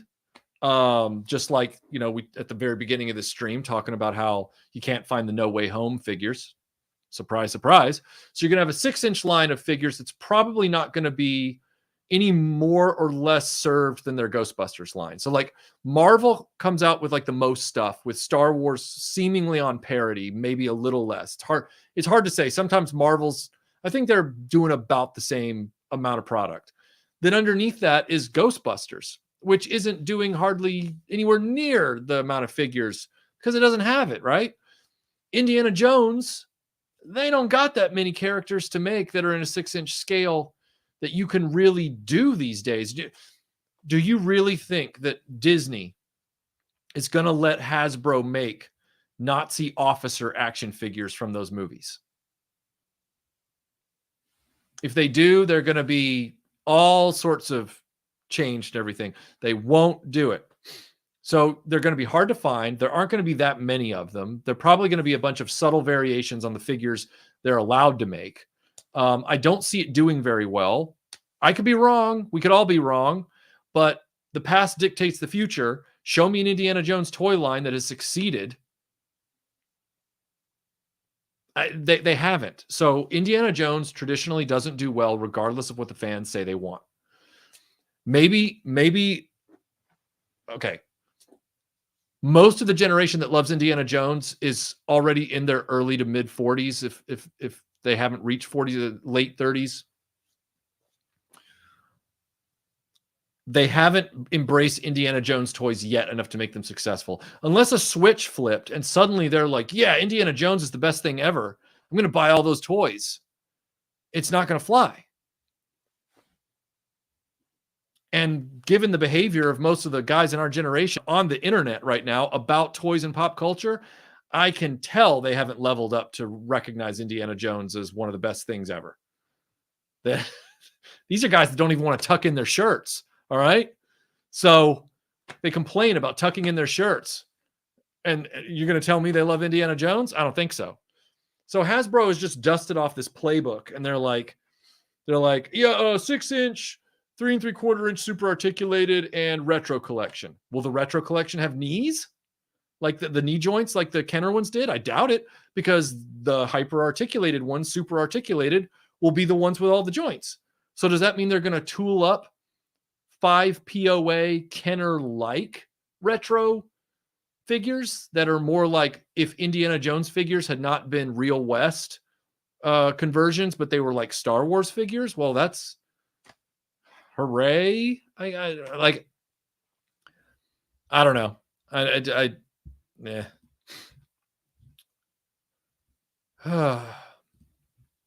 Gerard, thank you for the super chat. Michael mentioned he also listens to classic rock earlier in the stream. Simply made my day. I'm glad. I'm not sure why that's funny, but I do. I listen to a lot of classic rock, and I listen to pop, and I listen to 80s new wave, and I listen to synth wave, and I listen to a lot of stuff. Movie scores, soundtracks. I listen to a wide variety of things. I'm not really sure why it's hysterically funny, but all right.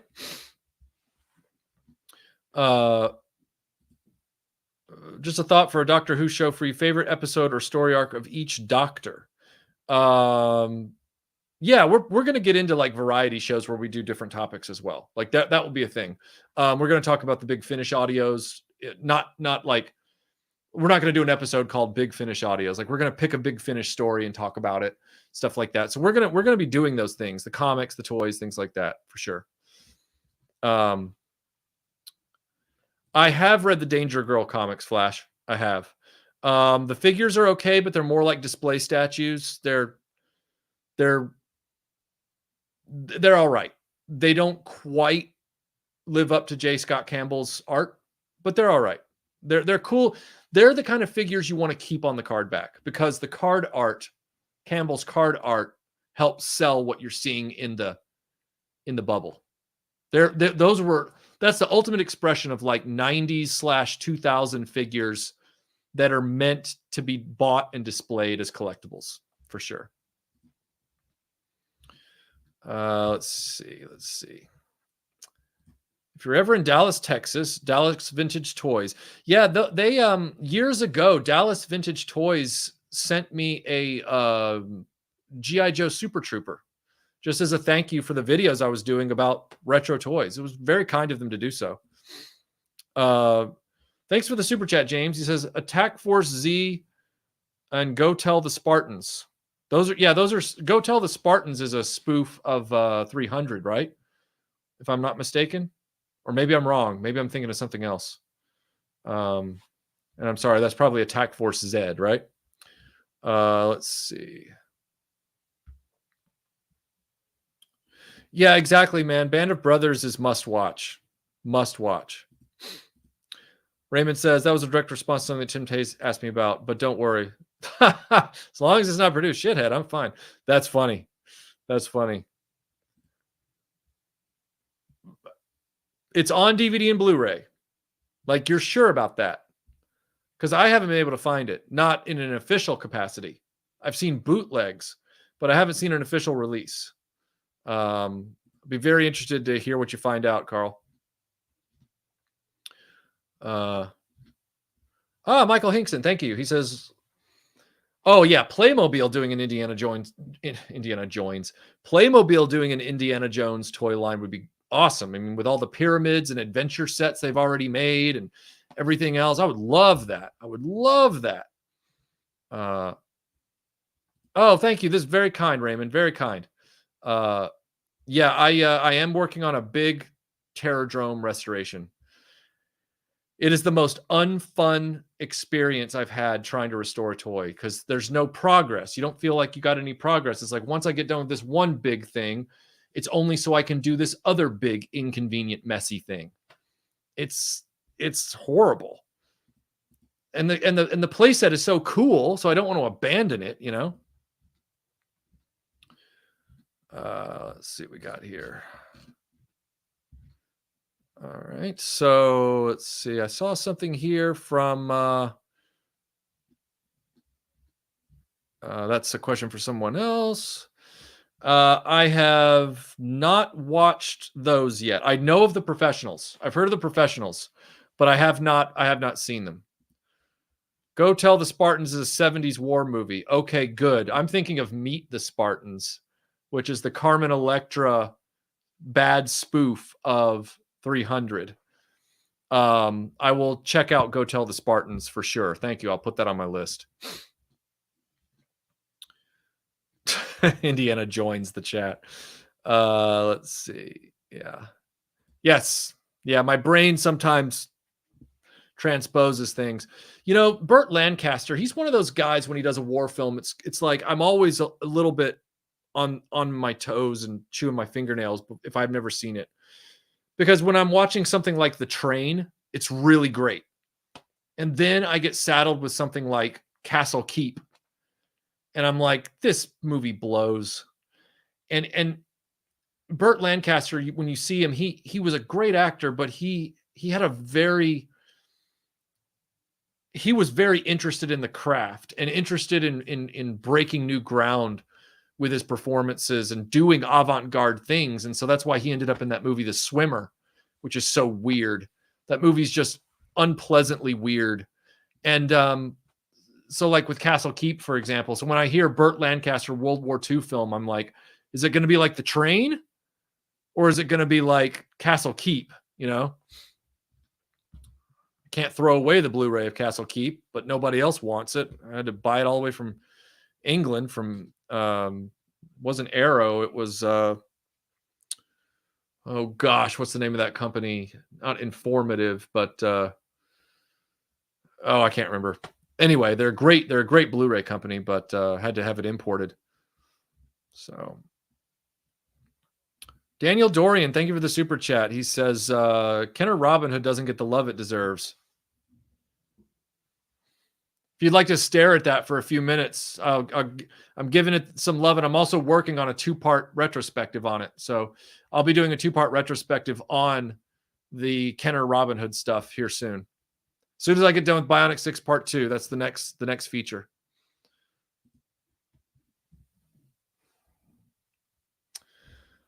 All right. Indicator, that's the one, Matthew. Thank you. Indicator, yes.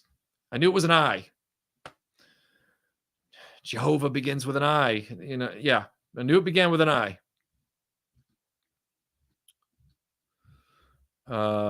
Yeah. I mean, he's a great actor. He's a great actor. And Run Silent, Run Deep is a great movie. That's my whole point. It's not Burt Lancaster that makes me run. I know that he's done great work and will continue to do so. It's just, or in the films I haven't seen, obviously he's passed away. But it's more of a, what am I about to get from Burt Lancaster in this? Something really just off the wall that I can't relate to, or you know, like it's like an art house exercise, or is it something where I can relate to his character and the story and everything else? I just answered that question, Leaf. Not particularly. They're going to be hard to find. They're going to be $24 to $26.99. Which I think is criminal, given that Hasbro makes them in such high volumes. when I say high volumes, I mean not like they used to, but compared to, say, smaller toy companies. My point is Hasbro has the means to try and get that price down, and they don't try. And it's also just their playbook. It's like I don't think there's going to be enough Indiana Jones content toy wise in the 6-inch line to justify getting into it. I think a lot of people are just going to buy like the Indy figure from like Raiders, or like if they do his dad, they'll get his dad as well, just to have Indy and his dad, on a shelf, and that'll be it. Like everything else, it's just. I personally will, if the hyper articulated figures happen to seamlessly integrate into the 2008 line, I will try and pick those up. But I won't be going after anything else, most likely. I just won't. It's just too hard to get their stuff. Are you asking? Oh, you're asking Kal-El. Okay. James Morrison, thank you for the super chat. He says, do you think Mask was popular enough to see a reboot? No. I think there were a lot of things that were really popular in their day, but they had their day. I'm actually tired of reboots. I'd like to see new and original things. We as a species are in desperate need of new ideas. We need new ideas now. In every corner of human life, we need new ideas. We have eaten ourselves, and that's why we've stagnated as a society. That's why we're in such trouble in so many different aspects. This corporate homogenization of our cultures all over the world it's a disease. We've got to break out of it. We've got to get back to being human again. And it's not rebooting things. Well, Jesse, I mean, I think Combat holds up extremely well as a fictionalized World War II television show about a rifle squad. I'm not going to say it's better than Band of Brothers, because Band of Brothers is historically based. Band of Brothers is telling the story of real people in real situations and what happened to them in the real war. Combat, while doing a lot of respect to the war, Combat respects the war. It is also trying to tell morality tales about the war and try and use the authentic war to tell plausible things that could happen in the war. So, for example, there's a beautiful two-parter about the horrors of the war called something like this hill is ours, or the hills are for heroes, something like that, or it's something like Hills Are for Heroes. I think it's something like that. It's a great two-parter, and it's when you put them together, it's one of the best war films you could ever watch. But again, it's respectful of the war, and it shows the men in combat as authentically as possible for a TV show in the early 60s. But it's not Band of Brothers. And that takes nothing away from Combat. Combat is an achievement. It's extremely good.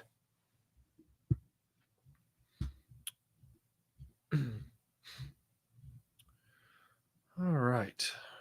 Yes, I have seen Come and See. Melinda and I watched it about, 7 years ago. 6 or 7 years ago. That is something else. Knowing what I know about what happened in Belarus prior to the German invasion of the Soviet Union, I'm almost looking at Come and See now with an even different perspective than I did before, because it's a Soviet era film that rightfully shows the horrors that the Germans inflicted on Belarus. But it also, because it's a Soviet movie, it's not allowed to really talk about how Belarus was already, Belarus had already been through a Soviet genocide thanks to Stalin. It had already been through forced famine and everything else, and the terrors and the purges and all that kind of stuff. before the Germans invaded and killed even more people. So the Come and See movie, while it is accurate to the German invasion from that perspective, and it's a harrowing movie, I now look at it through a different lens of going, but it is still a film that had to follow Soviet rules. So as critical as it is of the Nazi fascist movement, rightfully so, it glosses mostly over the Soviet issue. And how the Soviet Union had left Belarus in shambles. It had ravaged that country, which was was within its own borders before the Germans ever came in. So I think that's a loss for that film for sure. But it's one of the most harrowing war films I've ever seen. Raymond, congratulations. Excellent. Excellent. You're very welcome, sir. Kal-El,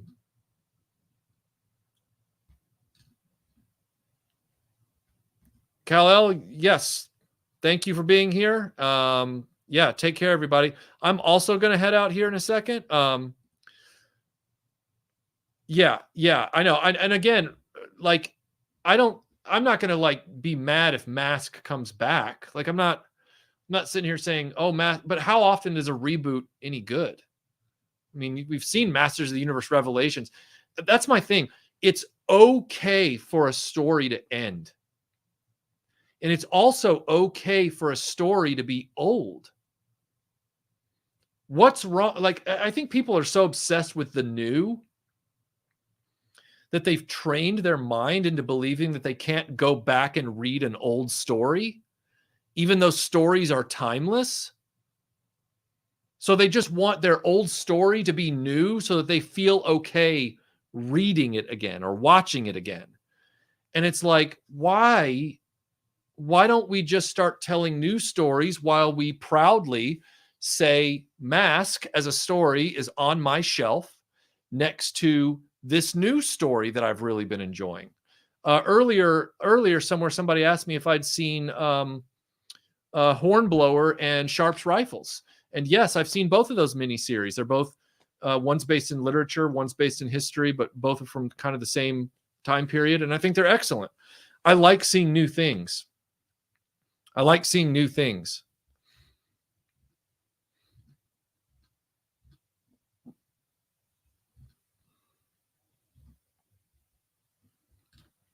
I mean, yeah, like I said, you're not going to have, disasters every single time, but the track record speaks for itself, There's more likely that you're going to have a bad reboot than a good one. Yeah, exactly. Exactly, Michael Schaefer. It's also okay for characters that were just side characters to not have a series made about them. 100%. 100%. All right. Well, everybody, I really appreciate you guys hanging out with me during this chat, this live chat and live surprise stream. I'm going to get back to work here on the Indiana Jones and the Last Hurrah video. I'll be editing the next Doctor Who episode, and I've got some other toy reviews coming up. Final Faction Wave 2 I'll be doing soon. I'm hoping that Big Bad Toy Store will deliver some more Masters of the Universe Origins so I can do an update on that line. I've got the Playmobil Enterprise coming up here in the next few weeks that I'll be doing for sure. So just watch out for those. And then I've got a big Playmobil Back to the Future line feature, like the Ghostbusters one, coming soon as well. That's in development too. So I just check this. I'll just check this chat here real quick. And yeah, the Terradrome, like I said, Terradrome will be coming in the spring when things warm up, because right now there's not enough heat outside to whiten anything. I know it's sunlight, but sunlight plus heat seems to help. All right. Well, everybody, thank you for being here. Thank you for having good discussion. Thanks for the compelling questions and the compelling back and forth, making it engaging. I'll see some of you on Patreon here throughout the week. Always fun to interact with you guys. Very active Patreon community, and I'm grateful for that, because you guys created it. And I'll see the rest of you. I'll see the rest of you in the next video drop. All right, everyone. Talk to you soon.